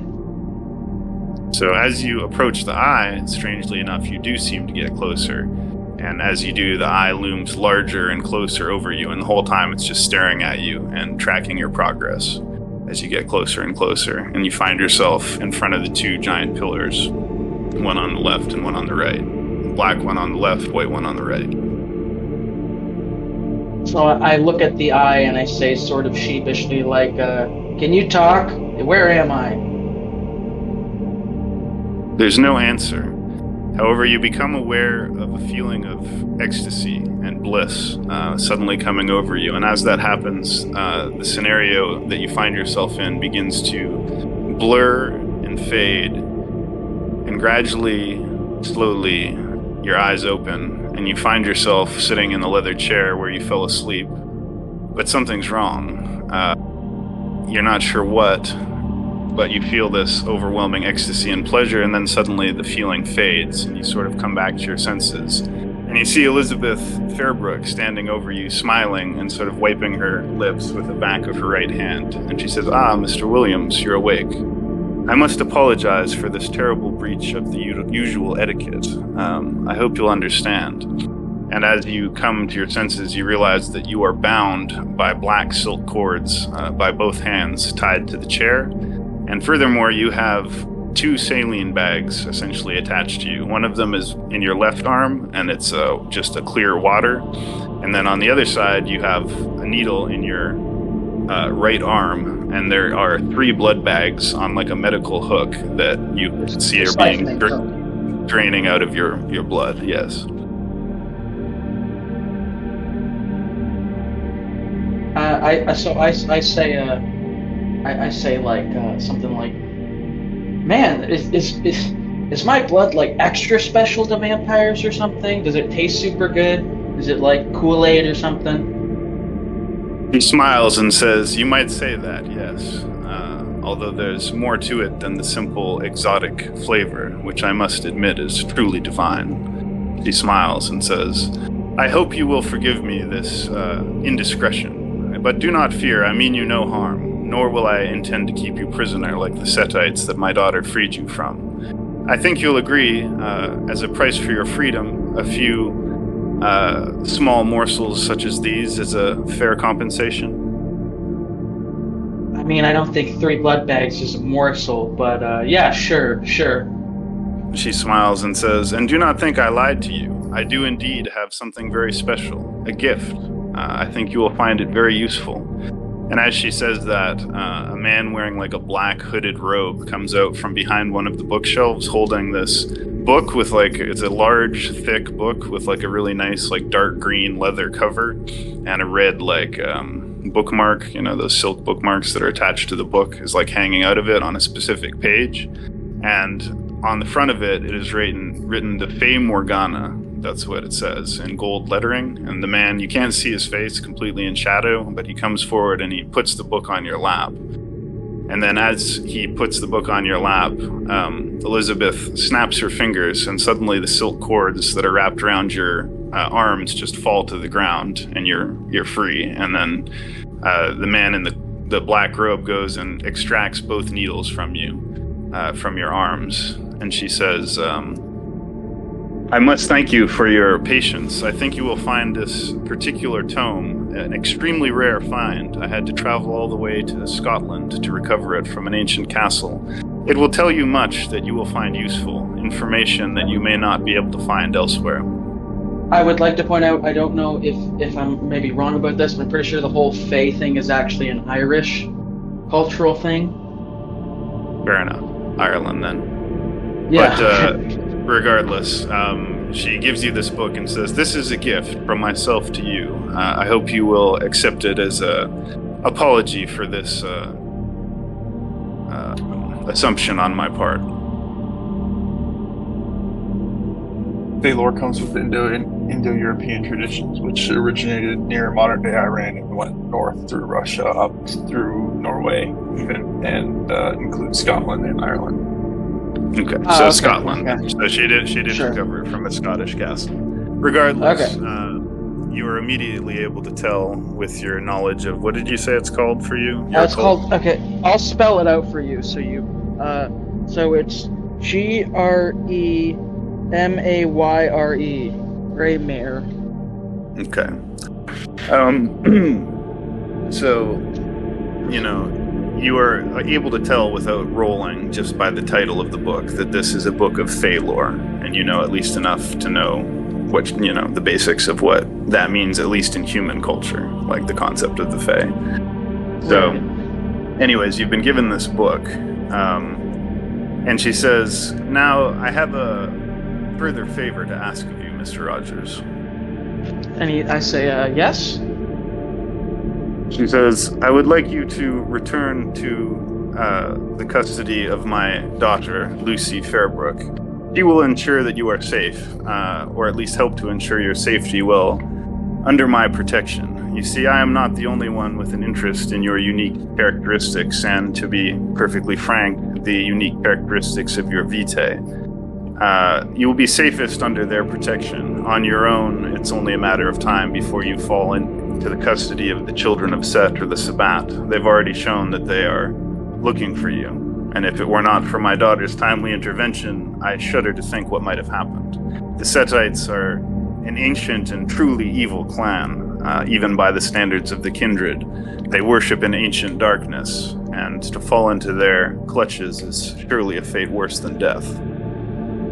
So Sid gives like a sort of, not sarcastic, like a cheeky, oh, I just pulled one over on you kind of smile, and he says, "I'm sure she'll be delighted to oblige." Elizabeth looks at you with a sort of condescending look and says, "Quite, I'm sure. Nevertheless, you'll be much safer under the protection of my agents than you could be on your own. So I will trust you to obey my daughter Lucy in whatever she asks of you. Only she can keep you safe." He sort of goes more to a more natural, facial state, and then he just says, "Understood." She says, "As long as you are with her, you will be considered under my protection, indirectly. And perhaps, who knows, you may be able to assist in some ways that we cannot foresee. But be on your guard, Sid Rogers." So she takes out a phone and dials a number, and in the truck, which is now driving out of the Regent Hotel, it's gone a few blocks already, Estramia's phone rings. She picks up her phone, answering the call. Hello? Again, you hear the voice of your sire, Elizabeth Fairbrook, and she says, "My daughter, I have a somewhat unfortunate request to make of you." Go on. She says, "I'm afraid I must ask you to have a little bit of patience with our eccentric friend, Sid Rogers. I'm going to task you, Shad, and Noel with one additional duty. Take him under your wing, keep him with you, and do your best to keep him safe. Can you do that? Yeah. Yep, I can do that. All right. So she gives you the instructions and the coordinates to pick up Sid Rogers before you continue with the rest of your trip. Who are you on the phone with there, Lucy? My mother, and she hangs up the phone. Looks like we have a detour to make. I'm going to ask that you guys apply some patience. We are going to get quite the friend to join us on the journey. We're probably going to ask him to stay in the car for majority of it, but nonetheless, I'm in charge of his well-being, which means you guys are too. And she looks at Newell and then turns over the chair to make eye contact with Shad. Do you understand me? I raise an eyebrow. Who is this? Sid? The one you let get kidnapped? Yeah, I'm not entirely sure what my responsibility to this guy is, but I don't think we need to bring along whatever, what's your name, Elizabeth? Whatever your mother has planned is certainly only going to slow us down. It's possible. And wrap us up in some more political intrigue, which both me and my new friend here are interested in exculpating ourselves from, not becoming further entrenched in. You think I have the desire to get further entrenched in this as well? Yes, I do. You Toreador types are always spinning webs that you can never get out of, and I know that you enjoy it. I see you're making quite the assumption about me based off of my kin, but nonetheless, we still have to go get him. Well, if we're going there, you better put in the GPS. I don't know this city at all. She reached over and starts adding the address into the dash. The dash plots a route to the Cascadia Art Gallery. It will only take you about 10 minutes to get there, and on your way. By the way, have you decided on your destination prior to this? Are we going to the pyramid or to the Wild Woods? I thought we were going to go to... Well, I thought I was going to go to the Wild Woods. I don't know what you guys... I mean... honestly, I could have you there for backup and go in and talk to them. Yeah. Okay, so... Anyways, as you're discussing this, you pull up in front of the Cascadia Art Gallery, and you see Mr. Rogers waiting with Elizabeth Fairbrook and a security guard wearing a very well-tailored suit, and they're standing there waiting for you as you pull up and park the car in front of them. Elizabeth smiles and turns to Sid and says, "It was truly a pleasure to spend some time with you, and I am grateful for what you have brought into my possession." She smiles and then says, "This is my daughter, Lucy, as you've met before. You may trust her and her companions. Just please try not to get in their way or slow them down. And whatever you do, don't get yourself kidnapped again, please." She smiles, shakes Sid's hand, and nods knowingly at Lucy through the window and smiles, and then turns and departs back into the university, leaving Sid standing by himself. I'm sort of looking down at this book she gave me. Just staring at the cover, like running my hand along the cover of it and looking at it. And then I look up and to everyone in the truck. This guy? Lucy tries to cover her mouth, but she laughs. And then Can I feed on him? She reaches back and hits Shad's knee. Shut up! No. Sid looks at Lucy and he says, "Hey, I guess we're gonna be best friends now, huh?" She puts her hands over her face, lowering it down. And he in the truck? Where is he? I want to point out he's laughing in such a way that would suggest to you that he knows he's getting on your nerves. Mm-hmm. Yeah, perhaps in he the can car. sit in the front with you on your lap. No, absolutely not. Hey, was Sid really doing all this? Yep. Oh, he does it. Okay.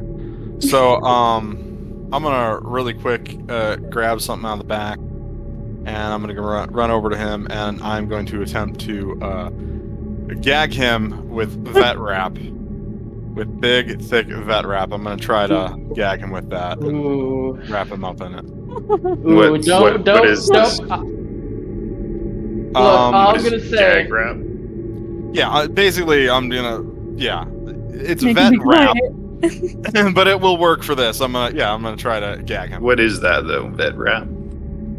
It's I don't know. It comes in neon colors, and you like wrap up horses' legs and stuff with it. Okay. Wait, Shogun, do vampires sleep? Yeah, well, they have to go into torpor, like not necessarily torpor, but into a sleep-like state every day. They can't be awake during the daytime, essentially, or at I least. see. I see. I'll remember that. That'll be important for later. Okay, so are you going to resist? A man wearing a Western outfit with like. I got a team cowboy and- hat. I got a leather Cowboy. black jacket, blue undershirt, long sleeve, purple and snout. Okay, Jumps I struggle a little bit, but I say like, hey, look, I'll just shut up. You don't have to gag me. You don't have to go that far, dude. All right, I look so at he- Lucy and Shad. I shrug. I'm like, I don't know what we're supposed to do with this person or even who he is, but apparently we're in some Toreador scheme now, so maybe it makes sense to play along. All right, you just settle down. Okay, So, I nod. so Sid is now physically restrained in some kind of wrap, and he No, doesn't resist. I didn't do that Oh, okay. because he All right, he I agreed. didn't chill. Okay. So he's still standing outside of the truck with the book in his hands, as far as I understood. But and then you approached him with this thing, and then he said he would go along with you. All right. Well, I say load up, and I get in.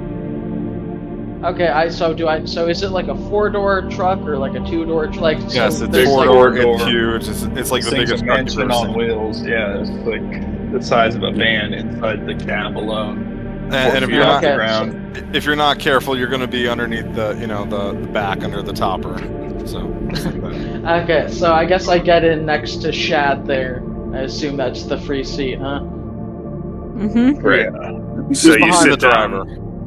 You sit down next to the 18-year-old, apparently 18-year-old man that you met, 19-year-old man that you met previously with the whitish hair, who you recognize, and close the door behind you. So all of you are now in the truck.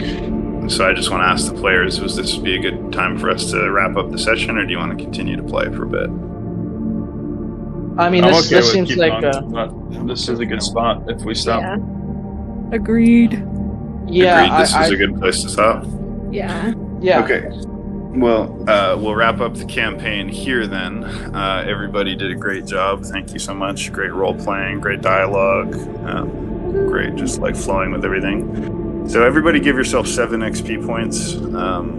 That's 1 bonus point for role playing. And you guys would have gotten 6 points per session prior to this. So mark down your experience says every session you've had before this, you got 6. In this session, you got 7. You can spend them anytime you want. You can adjust your character sheet accordingly and just inform me if it comes up, like what your pool is. If you're not sure what the price of upgrades are or whatever, you should be able to find that in the World of Darkness channel. So thank you all so much for playing. We will hopefully play another session again soon. I am going to kick the bot. This has been a Temple Mount Discord server role-playing game session. Join us on the Temple Mount Discord server and find our previous gaming sessions and podcasts on YouTube and BitChute.